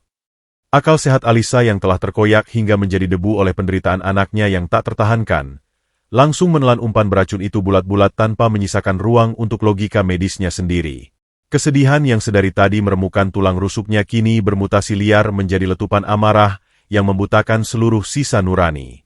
Ia melepaskan diri dari rangkulan Hendra dengan hentakan kasar, melangkah maju dengan sisa-sisa tenaga iblis yang dipicu oleh naluri seorang ibu yang terluka, dan berdiri menjulang angkuh tepat di depan tubuh Banyu yang berlutut pasrah. Napas wanita itu berhembus sangat kasar. Dadanya naik turun dengan ritme kebencian murni yang membakar udara. Sambil menatap teramat jijik arah tetesan darah Banyu yang menodai lantai marmer kebanggaannya, Alisa meledakkan murkanya bak gunung berapi yang tertidur puluhan tahun. Jadi kau tidak hanya puas mengotori oksigen di istanaku dengan bau comberanmu yang menjijikan, tapi kau juga mengutuk anak tunggal kesayanganku dengan ilmu hitam rendahanmu, jerit Alisa, suaranya melengking serak, pecah memantul-mantul di dinding-dinding lobi, mengundang tatapan ngeri dari puluhan pasang mata pengunjung VIP yang membeku ketakutan. Pantas saja mesin-mesin bernilai triliunan milikku gagal total. Keberadaanmu berlutut di gedung ini saja sudah merupakan sebuah wabah mematikan bagi sel-sel sehat. Dengar baik-baik, gembel keparat, jika sampai detak jantung anakku berhenti hari ini, aku bersumpah demi seluruh harta warisanku, aku akan menguliti kulit berdebumu hidup-hidup dan memastikan tubuh kotormu membusuk di penjara paling gelap tanpa pernah melihat matahari lagi. Di bawah guyuran hujan badai makian yang merobek sisa-sisa harga diri lelakinya itu, Banyu Bening perlahan mengangkat wajahnya yang dipenuhi memar biru dan debu aspal. Di tengah penderitaan fisiknya, sepasang mata kelam pemuda desa itu sama sekali tidak memancarkan sepercik pun dendam apalagi ketakutan. Yang memancar dari manik matanya hanyalah lautan belas kasih purba yang teramat dalam, sebuah tatapan iba yang pedih melihat seorang ibu yang tak sadar sedang menyembelih leher anaknya sendiri dengan pedang kesombongan. Banyu membuka bibirnya yang robek. Suaranya terdengar pelan namun memancarkan wibawa kosmis yang tanpa sadar menggetarkan tulang sumsum siapapun yang mendengarnya. Waktu anakmu di dunia ini tidak lebih dari hitungan jatuhnya 10 helai daun layu, Nyonya yang malang. Jika esensi kehidupan di tanganku ini tidak segera membasuh aliran darahnya yang terbakar karma, maka seluruh air mata penyesalan dan triliunan hartamu tidak akan mampu membeli nyawanya kembali dari tangan Sang Pencipta. Namun, kalimat tulus yang dipenuhi oleh getaran keputusasaan seorang tabib itu justru menjadi pemicu malapetaka berikutnya. Pandangan elang Dr. Hendra seketika tertuju pada sebuah benda aneh. Sebuah tabung bambu kuno berlapis kusam yang sedari tadi didekap teramat erat oleh lengan kekar Banyu, seolah benda itu adalah jantung hatinya sendiri. Esensi kehidupan? Oh, jadi benda kotor berlumut ini yang kau sebut sebagai penyelamat pasien kelasku. Seringai Hendra meledak, memamerkan deretan giginya bak serigala kelaparan yang menemukan mangsa empuk. Dengan gerakan refleks yang membabi buta dan pengecut, Hendra mengangkat kakinya dan menginjak kuat-kuat pergelangan tangan kiri Banyu yang masih berbalut sapu tangan putih berdarah dengan ujung sepatu pantofel bajanya. Ia memutar tumitnya dengan sadis hingga terdengar bunyi gesekan tulang, membuat sapu tangan itu kembali basah kuyup oleh darah segar yang merembes deras. Mengabaikan rintihan tertahan Banyu yang menggigit bibir dalamnya, tangan licik Hendra merampas paksa tabung bambu kuno tersebut dari dekapan pertahanan terakhir sang pemuda. Hendra mundur selangkah, mengangkat tabung itu tinggi-tinggi ke udara bak trofi kemenangan murahan. Ia menatap benda rapuh itu dengan pandangan merendahkan yang mutlak absolut, menertawakan serat-serat bambu yang kasar dan daun pisang kering penyumbatnya yang sama sekali tidak mencerminkan standar sterilisasi medis barat yang selalu ia doakan. Kau berani menyuruh kami memompa masuk air comberan berbau dari bambu rongsokan ini ke dalam pembuluh darah pewaris utama Medika Internasional. Tawa Hendra meledak begitu kasar, sengaja dikeraskan hingga urat lehernya menonjol, memastikan seluruh lobi mendengar betapa absurdnya klaim sang pemuda. Tanpa sedikit pun keraguan dan dengan seringai iblis yang memuakan, Hendra menarik paksa sumbat daun pisang itu. Sesaat, sebuah aroma wangi dedaunan purba yang teramat mistis dan menenangkan menguar ke udara panas lobi, membawa energi sejuk yang tak terjelaskan. Namun hidung Alisa dan Hendra telah terlalu pekat tersumbat oleh debu kesombongan materi untuk bisa merasakan mukjizat tersebut. Sambil menatap Banyu dengan tatapan yang dirancang untuk menghancurkan kewarasan, Hendra membalikan tabung bambu pusaka itu 180 derajat. Tetesan cairan kental berwarna keemasan, yang berkilau di bawah lampu gantung kristal layaknya lelehan embun pagi langsung dari surga, tumpah tanpa ampun, membentur lantai marmer putih yang keras.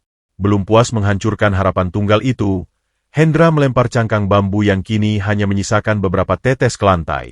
Pria itu mengangkat kaki kanannya dan menginjak tepat di atas genangan ramuan keemasan tersebut dengan sol sepatu kulit buayanya yang penuh kuman jalanan. Ia menggesekkan sepatunya berulang kali ke segala arah. Melumat habis mukjizat itu menjadi noda kotor yang lengket sambil meludahkan tawa yang menggema mengerikan. Ini tempat yang paling pantas untuk sihir sampahmu. Menyatu dengan kotoran dan debu di bawah pijakan telapak kakiku. Di detik kehancuran itulah, sebuah pemandangan yang paling menyayat kalbu meruntuhkan sisa kewarasan beberapa orang yang diam-diam masih memiliki nurani di lobi tersebut.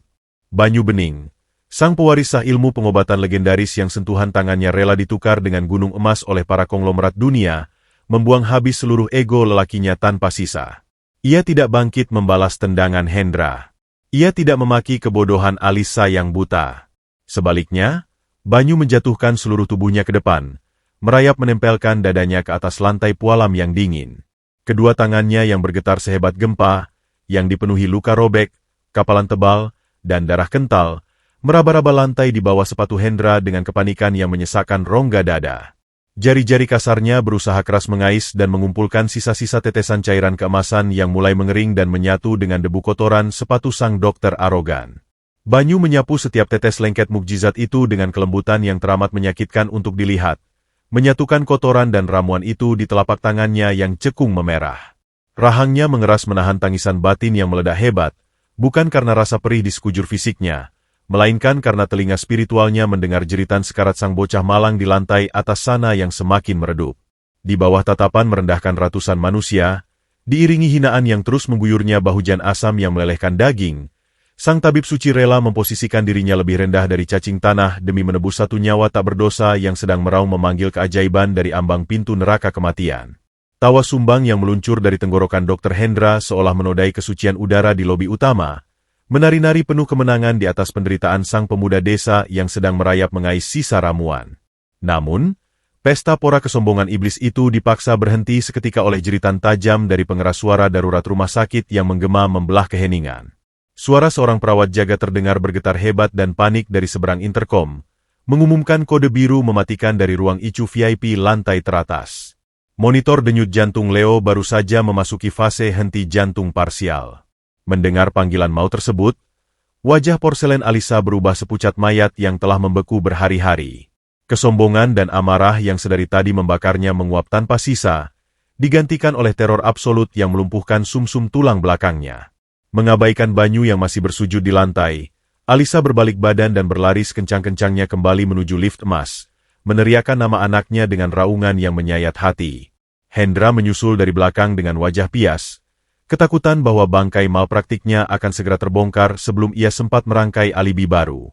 Begitu pintu lift baja berlapis emas itu tertutup rapat dan mengurung kedua manusia angkuh tersebut, sisa kerumunan di lobi mulai membubarkan diri dengan canggung. Tak ada satupun dari manusia-manusia elit berjas mahal itu yang sudi mengulurkan tangan untuk menolong Banyu. Di saat kelengangan yang dingin itu mulai menyelimuti lobi, dari balik bayang-bayang pilar pualam raksasa, sesosok perawat paruhbaya berlari tergopoh-gopoh dengan air mata yang menganak sungai membasahi pipi keriputnya.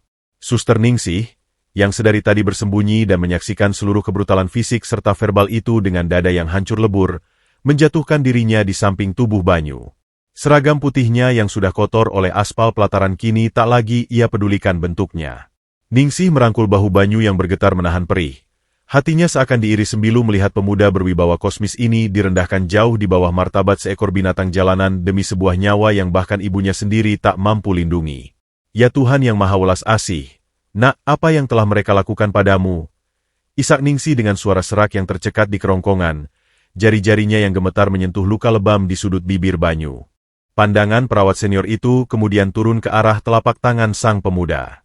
Di sana, di atas telapak tangan yang kasar, robek, dan berlumuran darah segar, terkumpul sedikit cairan keemasan yang kini telah bercampur kotor dengan debu marmer dan jejak tanah dari sol sepatu Dr. Hendra. Sungguh sebuah mahakarya keikhlasan yang teramat perih untuk disaksikan. Banyu menatap Ningsih dengan mata kelamnya yang kini mulai meredup kelelahan, menghembuskan napas yang bergetar pelan. Hanya ini yang tersisa, Ibu, bisik Banyu. Suaranya nyaris menyerupai hembusan angin malam yang lirih. Esensi ini telah ternoda kotoran dunia, tapi khasiat purbanya tidak akan pernah tunduk pada kematian. Tolong bawa aku ke atas sana. Detak jantung anak itu sedang menghitung mundur 10 napas terakhirnya. Sementara itu, di lantai VVIP yang menjadi singgasana kemewahan medis, neraka telah sepenuhnya membuka pintunya untuk Alisa.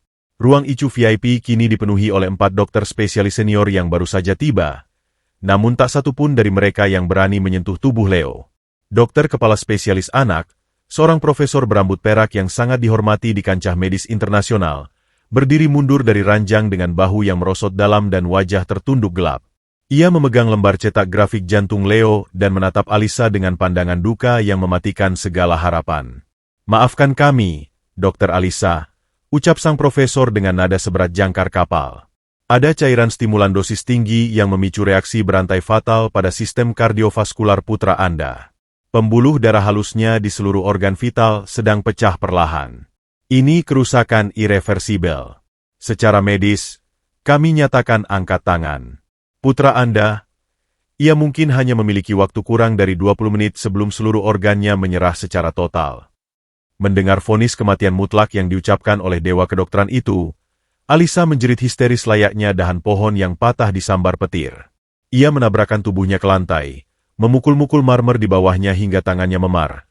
Meraung menantang Tuhan mengapa triliunan rupiah uangnya di bank tak bisa menyuap sang malaikat maut agar pergi dari ruangan ini.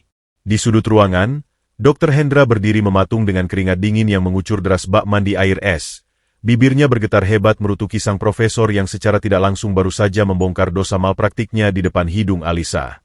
Namun Alisa sudah tak peduli pada siapapun di ruangan itu. Otaknya telah mati rasa, tenggelam dalam keputusasaan yang begitu hitam pekat hingga ia mulai berharap nyawanya sendiri dicabut detik itu juga. Di saat kematian sedang menggelar karpet merahnya di lantai atas, sebuah aksi kepahlawanan sunyi dan nekat tengah berlangsung di lorong bawah tanah gedung tersebut. Ningsih, yang telah membuang seluruh ketakutannya akan pemecatan dan ancaman penjara, memapah tubuh Banyu yang berjalan pincang memasuki area tangga darurat yang gelap dan tak terpakai. "Bertahanlah, nak. Ibu akan membawamu padanya. Biar saja lisensiku dicabut, biar saja aku membusuk di penjara, asalkan karma baik ini sampai pada tujuan sucinya," gumam Ningsih dengan tekad membaja, menggigit bibirnya menahan lelah saat ia menuntun pemuda itu menaiki anak tangga beton yang curam selangkah demi selangkah. Banyu berjalan di sampingnya dengan napas tersengal, namun tangan kanannya tetap terjulur ke depan dengan stabil, menjaga mati-matian sisa cairan keemasan bercampur darah di telapak tangannya agar tak menetes satu tetes pun ke lantai. Sesampainya di balik pintu baja darurat lantai VVIP, Ningsih menghentikan langkahnya. Di balik pintu ini adalah lorong berpenjagaan ketat, di mana belasan satpam dan perawat berjaga. Jika mereka tertangkap, riwayat mereka tamat saat itu juga. Dengan keberanian yang membakar urat nadinya, Ningsih membuka kotak panel listrik darurat di dinding dengan jepit rambutnya.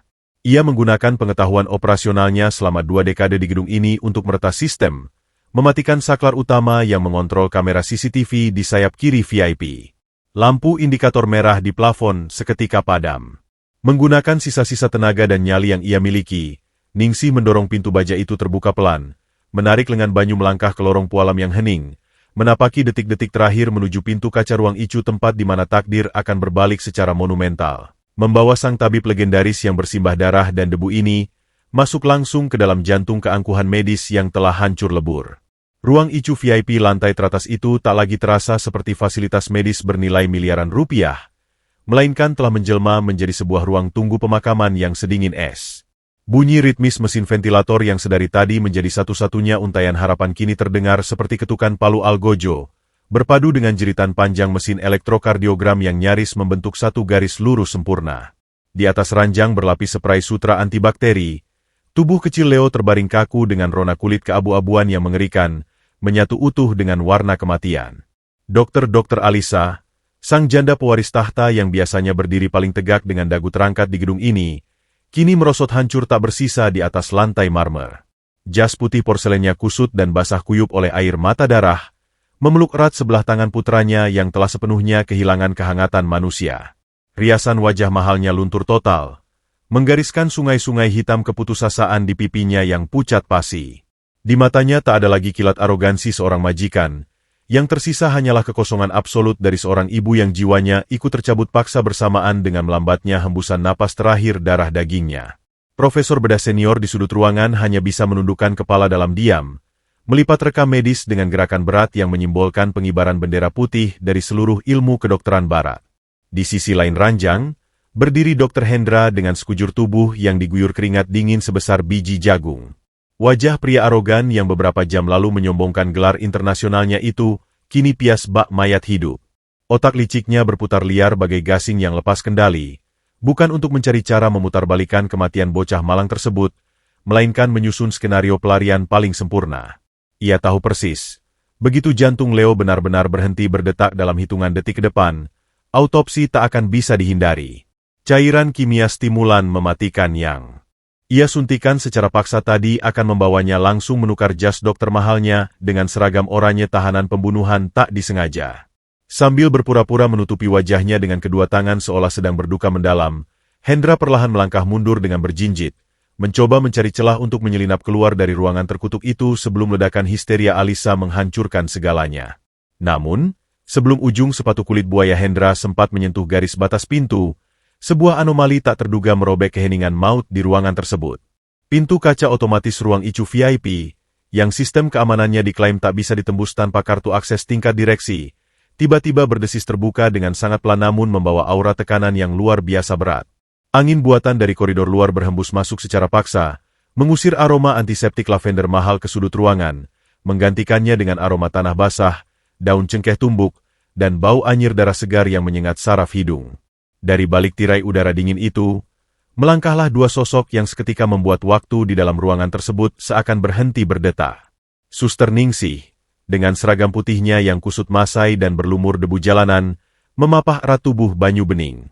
Sang tabib legendaris itu melangkah masuk dengan kaki yang terpincang-pincang. Kemeja flanelnya robek compang-camping mengekspos dada legamnya yang memar kebiruan, sementara sudut bibirnya masih meneteskan darah segar akibat pukulan brutal para algojo keamanan di lobi bawah. Pemandangan itu begitu kontras, begitu absurd dan menghina akal sehat, hingga seluruh orang yang memegang gelar medis tinggi di ruangan itu membeku seolah disambar petir. Hendra adalah orang pertama yang saraf kesadarannya meledak. Matanya melotot nyaris terlepas dari kelopaknya melihat gembel yang baru saja ia injak-injak habis-habisan di lantai bawah kini secara gaib berhasil menembus benteng pertahanan terakhir istana medisnya. Kepanikannya akan terbongkarnya rahasia malpraktik bermutasi cepat menjadi amarah iblis yang membabi buta. Pria berjas putih itu menerjang maju dengan wajah merah padam, urat-urat kebiruan di lehernya menonjol liar, siap meneriakkan titah eksekusi mutlak.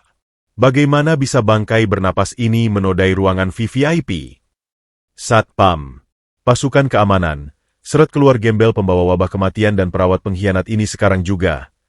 Raung Hendra sekuat tenaga, tangannya terayun sangat kasar berniat mencengkeram kembali kerah baju lusuh Banyu dan melemparkannya hidup-hidup ke neraka aspal di bawah sana. Akan tetapi, ayunan tangan bertenaga dari sang dokter arogan terhenti mendadak di udara, membeku layaknya dahan pohon yang disambar hawa badai salju mematikan. Banyu perlahan memutar lehernya, mengarahkan sepasang manik matanya yang sekelam malam tanpa bintang langsung menusuk ke kedalaman retina Hendra.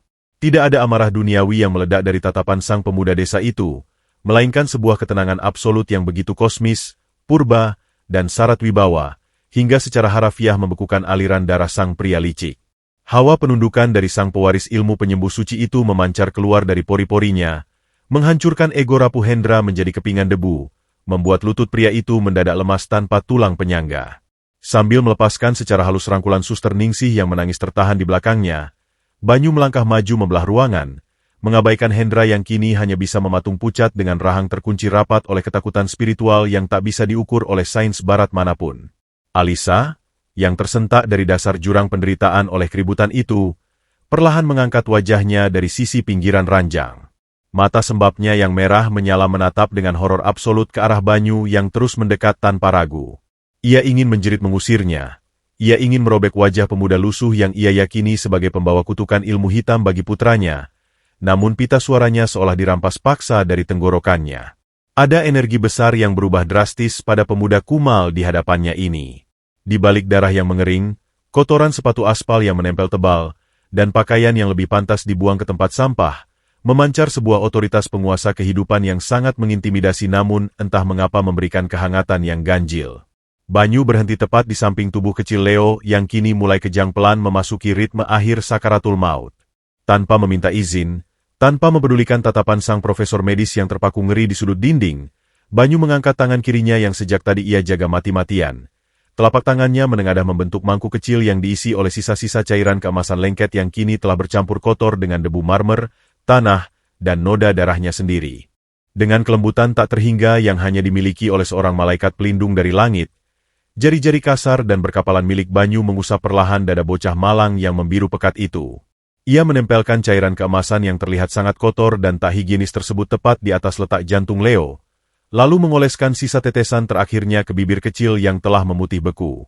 Alisa menahan napasnya hingga dadanya terasa akan meledak hancur. Matanya terbelalak ngeri melihat cairan hitam kemerahan penuh kuman jalanan itu menyentuh kulit steril putranya. Namun sebelum Alisa sanggup meronta layaknya orang gila, Banyu memejamkan matanya rapat-rapat dan mulai membisikkan sebuah doa purba yang bahasanya tak pernah tercatat dalam sejarah manusia modern. Bibirnya bergerak merapal frekuensi rahasia alam semesta, memanggil kembali kebaikan karma murni dari pedalaman hutan larangan untuk beresonansi langsung dengan nyawa sang anak. Detik itu juga, sebuah keajaiban yang menertawakan seluruh jurnal kedokteran terjadi.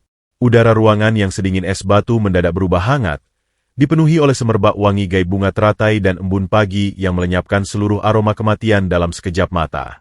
Cairan keemasan yang bercampur kotoran dunia di atas dada Leo itu tiba-tiba bersinar redup sesaat, meresap masuk menembus pori-pori kulitnya dengan kecepatan yang mustahil, langsung memburu dan menghancurkan seluruh rantai racun karma gelap di dalam pembuluh darahnya. Memulai sebuah mukjizat pembongkaran akbar yang tak lama lagi akan meruntuhkan seluruh gedung pencakar langit kesombongan ini rata dengan tanah. Keheningan yang mencekik itu seketika dikoyak oleh sebuah bunyi dengingan tunggal yang mengalun panjang dari layar mesin elektrokardiogram. Bunyi yang awalnya terdengar bagai trompet sangkakala kematian itu mendadak terputus, digantikan oleh sebuah ketukan ritmis, bep bep bep, yang sangat stabil dan menenangkan. Di atas ranjang berlapis spray sutra antibakteri tersebut, sebuah mukjizat kosmis yang membungkam seluruh keangkuhan ilmu pengetahuan modern sedang berlangsung dengan amat nyata. Garis lurus vertikal pada layar monitor telah berubah menjadi gelombang hijau yang berdansa naik turun dengan kekuatan penuh. Rona kulit Leo, yang sedari tadi membiru pekat layaknya mayat yang terendam es, perlahan memudar seiring dengan meresapnya cairan keemasan bercampur debu yang dioleskan banyu di dadanya. Rona abu-abu kematian itu disapu bersih, digantikan oleh warna merah muda yang hangat dan hidup. Urat-urat kehitaman yang menonjol mengerikan di leher bocah itu mengempis ketika, menandakan bahwa racun karma gelap telah hangus terbakar oleh frekuensi suci dari alam semesta. Udara dingin di ruangan ICU VIP itu lenyap sepenuhnya, berganti menjadi hembusan angin magis yang membawa semerbak wangi embun pagi dan daun teratai murni. Di tengah ketidakpercayaan absolut yang mematung di wajah para spesialis medis kelas dunia, kelopak mata Leo yang sedari tadi terpejam rapat perlahan bergetar. Bulu matanya yang lentik terbuka pelan, menampakkan sepasang manik mata yang kini jernih dan bersinar, tak lagi diselimuti kabut kematian. Bocah kecil itu memutar kepalanya yang mungil, menatap ke arah Alisa, dan dengan suara parau namun jelas, ia memanggil ibunya. Panggilan lirih itu menghantam dada Alisa dengan kekuatan jutaan megaton. Janda pewaris tahta itu menjerit tertahan, menabrakkan lututnya ke pinggiran ranjang. Tangan Alisa yang gemetar hebat merengkuh wajah putranya, merasakan kehangatan aliran darah yang mengalir deras di balik kulit pipi yang sebelumnya sedingin balok es. Akal sehat Alisa hancur lebur dihempas badai kebenaran mutlak, bukan teknologi triliunan rupiahnya yang mengembalikan nyawa darah dagingnya dari genggaman malaikat maut, melainkan usapan tangan berdebu dan penuh luka dari sosok pemuda desa yang sedari pagi ia ludahi dengan rentetan hinaan paling keji. Namun, kesombongan iblis rupanya belum sepenuhnya mati dari ruangan itu.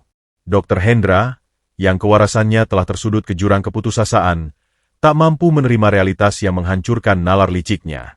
Dengan wajah sepucat kertas dan keringat dingin yang mengucur menembus kerah kemeja mahalnya, pria arogan itu menerjang maju. Ia menepis profesor kepala dengan kasar dan menunjuk tepat ke wajah Banyu Bening yang masih berdiri tenang di sisi ranjang. Dengan suara melengking panik yang dipaksakan untuk terdengar berwibawa, Hendra meracau tanpa henti, menegaskan bahwa keajaiban ini murni adalah reaksi tertunda dari cairan epinefrin racikannya.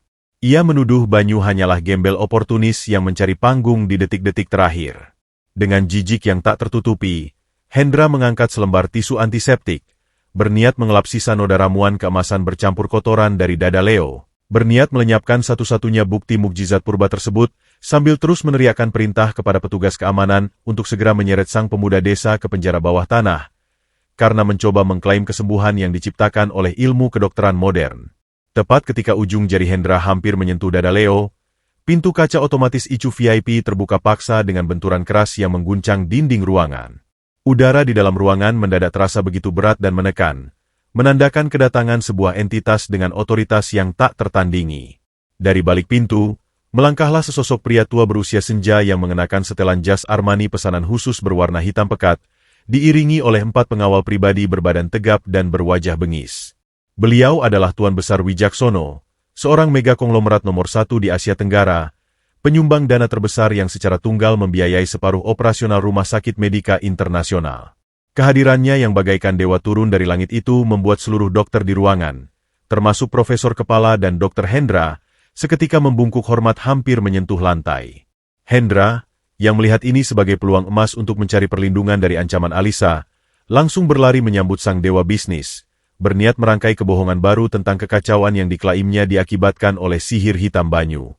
Akan tetapi, hal yang terjadi berikutnya membuat jantung setiap manusia berjas putih di ruangan itu seakan ditarik keluar secara paksa dari rongga dada mereka. Tuan Besar Wijaksono sama sekali tidak menoleh sedikitpun ke arah Hendra yang sedang membungkuk menjilat di depannya. Mata elang sang mega konglomerat yang biasanya memancarkan kekejaman bisnis tanpa ampun itu mendadak melebar penuh ketidakpercayaan saat menatap sosok Banyu yang berdiri dengan pakaian flanel robek bersimbah darah dan debu. Mengabaikan sapaan manis Hendra, Wijaksono melangkah tergesa-gesa membelah ruangan, memukulkan tongkat eboninya ke lantai marmer hingga menggema nyaring membelah kesunyian. Saat jaraknya dengan Banyu hanya tersisa 1 meter, pria tua yang kekayaannya mampu membeli sebuah negara kecil itu melakukan gerakan yang mustahil bagi akal sehat kaum elit manapun. Tuan Besar Wijaksono merapatkan kedua kakinya, menundukkan kepalanya dalam-dalam, dan membungkuk penuh 90 derajat di hadapan sang pemuda lusuh berbau tanah tersebut, menunjukkan sikap tunduk absolut yang tak pernah ia perlihatkan bahkan di hadapan presiden sekalipun. Keheningan horor mencekik leher setiap orang di ruangan VVIP itu. Dengan suara bariton yang bergetar hebat menahan tangis haru dan penghormatan yang teramat dalam, Tuan Besar Wijaksono memecah kesunyian yang mematikan tersebut. Ia memanggil Banyu dengan sebutan Tuan Muda yang Agung, sang pewaris tunggal garis darah tabib dewa leluhur alam yang keberadaannya selama ini dianggap sebagai mitos suci oleh petinggi medis dan miliarder dunia. Sang konglomerat menyatakan bahwa ia telah mengerahkan ribuan intelijen swasta dan menyebar ratusan miliar rupiah selama 5 tahun terakhir hanya untuk mencari jejak langkah kaki sang tabib, memohon dengan air mata darah 1 tetes embun mukjizat demi menyembuhkan kelumpuhan istrinya. Sebuah tetesan mukjizat yang baru saja dihancurkan dan diinjak-injak secara brutal di lantai bawah oleh telapak sepatu Hendra. Rentetan pengakuan mengerikan dari mulut orang paling berkuasa itu menghantam Hendra dan Alisa layaknya meteor raksasa yang meremukkan tengkorak mereka. Ruangan VVIP yang tadinya dingin seketika terasa seperti tungku pembakaran neraka. Saat Wijaksono perlahan mengangkat kepalanya dan matanya menangkap luka robek bersimbah darah di sudut bibir serta telapak tangan Banyu akibat pukulan satpam, raut wajah sang konglomerat berubah menjadi wujud murka dewa kehancuran. Udara bergetar oleh amarah miliarder tersebut. Seluruh kepingan kesombongan yang tersisa di ruangan itu hancur lebur menjadi debu paling hina. Alisa yang berlutut di samping ranjang nyaris pingsan kehabisan napas, sementara Hendra merosot jatuh terduduk lantai marmer dengan celana yang mulai basah oleh air seninya sendiri. Mereka berdua akhirnya dihadapkan pada kenyataan yang paling menguliti jiwa. Mereka tidak hanya baru saja menyiksa dan mempermalukan penyelamat nyawa Leo hingga sujud mengais debu, tetapi secara harfiah, mereka baru saja menggali liang lahat untuk diri mereka sendiri dengan meludahi entitas paling berkuasa dan paling dilindungi di seluruh penjuru bumi. Gema ketukan tongkat eboni milik Tuan Besar Wijaksono yang membelah keheningan ruang ICU VIP itu masih terasa menggetarkan molekul udara, seolah waktu benar-benar telah berhenti berputar untuk memberikan penghormatan pada sang pemuda desa. Posisi sang mega konglomerat yang masih membungkuk 90 derajat di hadapan Banyu Bening menjadi sebuah pemandangan surrealis yang mengoyak paksa seluruh dogma kesombongan medis barat. Pemuda berbaju flanel robek yang sedari pagi dihinakan sebagai bangkai pembawa wabah itu, kini berdiri tegak dalam keheningan stoiknya, memancarkan wibawa kosmis yang membuat cahaya lampu kristal triliunan rupiah di ruangan itu terasa redup. Banyu, dengan tangan kanannya yang masih mengusap lembut dahi Leo yang kini merona merah penuh kehidupan, menganggukkan kepalanya pelan, memberikan isyarat pengampunan gaib kepada pria tua yang kekayaannya mampu menggetarkan roda ekonomi benua tersebut. Isyarat sederhana itu sudah cukup membuat Tuan Besar Wijaksono bernapas lega, mengangkat wajahnya yang dibasahi air mata haru, sebelum akhirnya tatapan matanya berubah menajam bak pedang algojo yang siap memenggal kepala pengkhianat. Tatapan mematikan sang konglomerat langsung tertuju pada sesosok tubuh manusia yang kini meringkuk menyedihkan di sudut lantai pualam. Dr. Hendra, sang wakil direktur medis yang beberapa jam lalu menyombongkan gelar profesor internasionalnya dan menginjak-injak mukjizat kehidupan dengan sepatu pantofelnya, kini telah kehilangan seluruh tulang belakang kewarasannya. Aroma pesing yang menyengat mulai menguar dari celana bahan mahalnya, bukti nyata bahwa teror absolut telah menjebol pertahanan kandung kemihnya. Menyadari tatapan sang dewa bisnis tertuju padanya, Hendra merangkak maju layaknya seekor serangga yang memohon belas kasihan. Kedua tangannya yang biasa menerima uang haram kini dikatupkan erat-erat di depan dada. Namun, sebelum mulut liciknya sempat merangkai satupun suku kata kebohongan, profesor kepala yang sedari tadi dia mematung, akhirnya menemukan sisa-sisa keberanian nuraninya. Melangkah maju dengan wajah penuh penyesalan, sang profesor membongkar habis seluruh kejahatan medis Hendra. Ia membeberkan secara gamblang bagaimana Hendra menyuntikkan epinefrin dosis ganda yang mematikan secara paksa tanpa diagnosis pasti, yang nyaris meledakkan jantung Leo, hanya demi ambisi picik untuk terlihat seperti pahlawan di mata Alisa. Mendengar pengkhianatan medis yang luar biasa keji itu, urat-urat kemarahan di pelipis Tuan Besar Wijaksono menonjol keluar. Dengan satu jentikan jari yang sangat dingin, 4 pengawal raksasa berpakaian hitam legam yang berdiri di ambang pintu langsung menerjang masuk layaknya anjing-anjing pemburu neraka. Mereka mencengkeram kerah jas putih kebanggaan Hendra, mengangkat tubuh pria arogan itu hingga kakinya melayang dari lantai, mengabaikan lolongan tangisannya yang memekakkan telinga. Hendra menjerit-jerit histeris, meronta dengan sisa tenaga pengecutnya, memohon ampun pada Alisa dan meneriakkan penyesalan yang sudah tak lagi memiliki harga. Namun, tak ada satupun hati yang tergerak. Sang algojo bayaran menyeretnya keluar dari ruangan VVIP itu dengan sangat kasar, membuat ujung sepatu kulit buayanya bergesekan memalukan di sepanjang koridor. Malam ini juga, karir cemerlang, gelar internasional, dan seluruh kekayaan hasil tipu dayanya akan dirampas habis, digantikan oleh seragam oranye dan sel tikus. Berjeruji besi di penjara paling gelap, sebuah karma instan yang teramat setimpal karena telah berani meludahi sang pewaris alam semesta. Setelah kebusukan itu dienyahkan dari ruangan, pandangan Tuan Besar Wijaksono beralih melembut saat menatap sosok perawat parubaya yang masih berdiri gemetar di dekat ambang pintu. Suster Ningsih, malaikat tak bersayap yang seragam putihnya telah kotor oleh debu dan keringat, menundukkan wajahnya tak berani menatap sang penguasa. Namun Banyu tersenyum tipis, sebuah senyuman tulus yang memancarkan kehangatan matahari pagi. Melalui batinnya yang terkoneksi dengan alam, Banyu tahu bahwa wanita tua ini rela menukarkan nyawanya sendiri di lorong gelap tadi demi selembar nyawa tak berdosa. Menangkap isyarat restu dari sang tabib, Tuan Besar Wijaksono berjalan menghampiri Ningsih. Di hadapan seluruh staf medis yang tersisa, sang konglomerat mengumumkan sebuah dekrit yang tak bisa dibantah.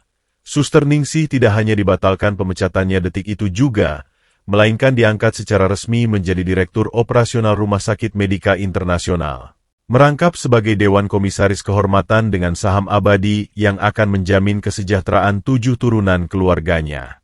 Ningsih ambruk berlutut, menangis terseduh-seduh mencium lantai, bersyukur bahwa ketulusan murninya yang tak mengharap pamrih telah dibayar tunai oleh semesta dengan hadiah surga dunia yang tak pernah ia bayangkan. Kini, ruangan suci itu hanya menyisakan satu hutang karma yang belum terselesaikan. Dr. Alisa, S.P.A. Janda cantik pewaris tunggal yang selalu berjalan dengan dagu terangkat menantang langit. Wanita yang parfum mewahnya selalu menjadi tirai penutup bagi nuraninya yang membeku. Alisa perlahan melepaskan pelukannya dari tubuh Leo yang kini tertidur pulas dan bernapas teratur berkat sisa ramuan di dadanya. Ia memutar tubuhnya yang gemetar hebat, menatap lurus ke arah Banyu Bening. Dinding es kesombongan yang ia bangun selama puluhan tahun hancur lebur tanpa sisa, rontok menjadi kepingan debu paling hina di hadapan kenyataan mutlak. Segala triliunan rupiah di rekeningnya, gelar medis berderet di belakang namanya, dan rumah sakit berlapis emas ini, tak ada satupun yang mampu menahan laju malaikat maut. Yang berdiri di hadapannya bukanlah seorang gembel pemulung pembawa penyakit, melainkan wujud nyata dari keajaiban Tuhan yang datang dalam balutan kesederhanaan untuk menguji hatinya, dan Alisa sadar, ia telah gagal dengan sangat memalukan.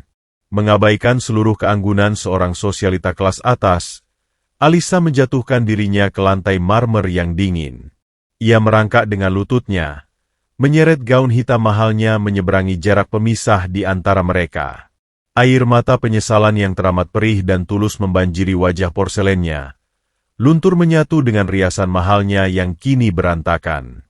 Saat ia mencapai kaki Banyu, wanita yang tak pernah menunduk pada pria manapun itu membungkukkan badannya, meraih sebelah tangan kiri Banyu yang masih dibalut sapu tangan putih bernoda darah segar. Tangan kasar yang beberapa jam lalu ia caci maki habis-habisan karena takut mengotori lantai pualamnya. Dengan isakan tangis yang menyayat hati, Alisa menempelkan bibir merahnya yang bergetar ke punggung telapak tangan Banyu yang berkapalan dan penuh debu aspal, menciumnya berkali-kali seolah itu adalah benda paling suci di muka bumi. "Maafkan aku, ampunilah jiwaku yang buta dan sombong ini, Tuan," isak Alisa. Suaranya pecah tercekik oleh penyesalan yang merobek-robek dadanya. Air matanya menetes membasahi kulit legam sang tabib. Ia mendongak, menatap mata kelam Banyu dengan keputusasaan seorang pendosa yang memohon keselamatan. "Aku telah menghinamu lebih rendah dari kotoran, namun kau justru mengulurkan tanganmu untuk menarik separuh nyawaku dari cengkeraman maut. Hartaku, tahtaku, dan gelar-gelar kosong ini tidak ada artinya lagi bagiku. Demi Tuhan, hukum aku dengan sisa hidupku. Ambil seluruh kekayaanku, dan izinkan aku melepaskan jubah kesombongan ini. Biarkan aku berlutut di sisimu, merawat luka di tanganmu, dan menghabiskan setiap hembusan napasku untuk mengabdi padamu, sebagai pelayanmu, pelindungmu, atau apapun yang kau kehendaki. Banyu Bening tidak menarik tangannya yang diciumi oleh bibir bergetar sang wanita jelita. Ia membiarkan air mata tulus Alisa mencuci bersih noda darah dan debu di kulit kasarnya. Dengan tangan kanannya yang bebas, Banyu mengulurkan jemarinya, mengangkat dagu Alisa dengan kelembutan yang menyembuhkan. Matanya tak menyiratkan dendam, hanya ada lautan penerimaan kosmis. Luka lebam di wajah sang pemuda desa seolah memancarkan cahaya kemenangan tanpa kesombongan. Di ruang VIP yang menjadi saksi bisu runtuhnya tirani akal sehat itu, sebuah janji baru telah terikat. Janda kaya raya yang dulunya tak tersentuh itu telah mati bersama kesombongannya, terlahir kembali sebagai sosok wanita rendah hati yang menemukan raja sejatinya. Kelak, dunia medis akan geger dengan kabar hilangnya sang direktur arogan, yang menukar jas putih mahalnya dengan balutan kain sederhana, berjalan patuh dalam bayang-bayang seorang pemuda desa beraroma tanah, mengabdikan seluruh cinta dan kesetiaannya di sisa umurnya demi mendampingi sang tabib legendaris menyembuhkan dunia.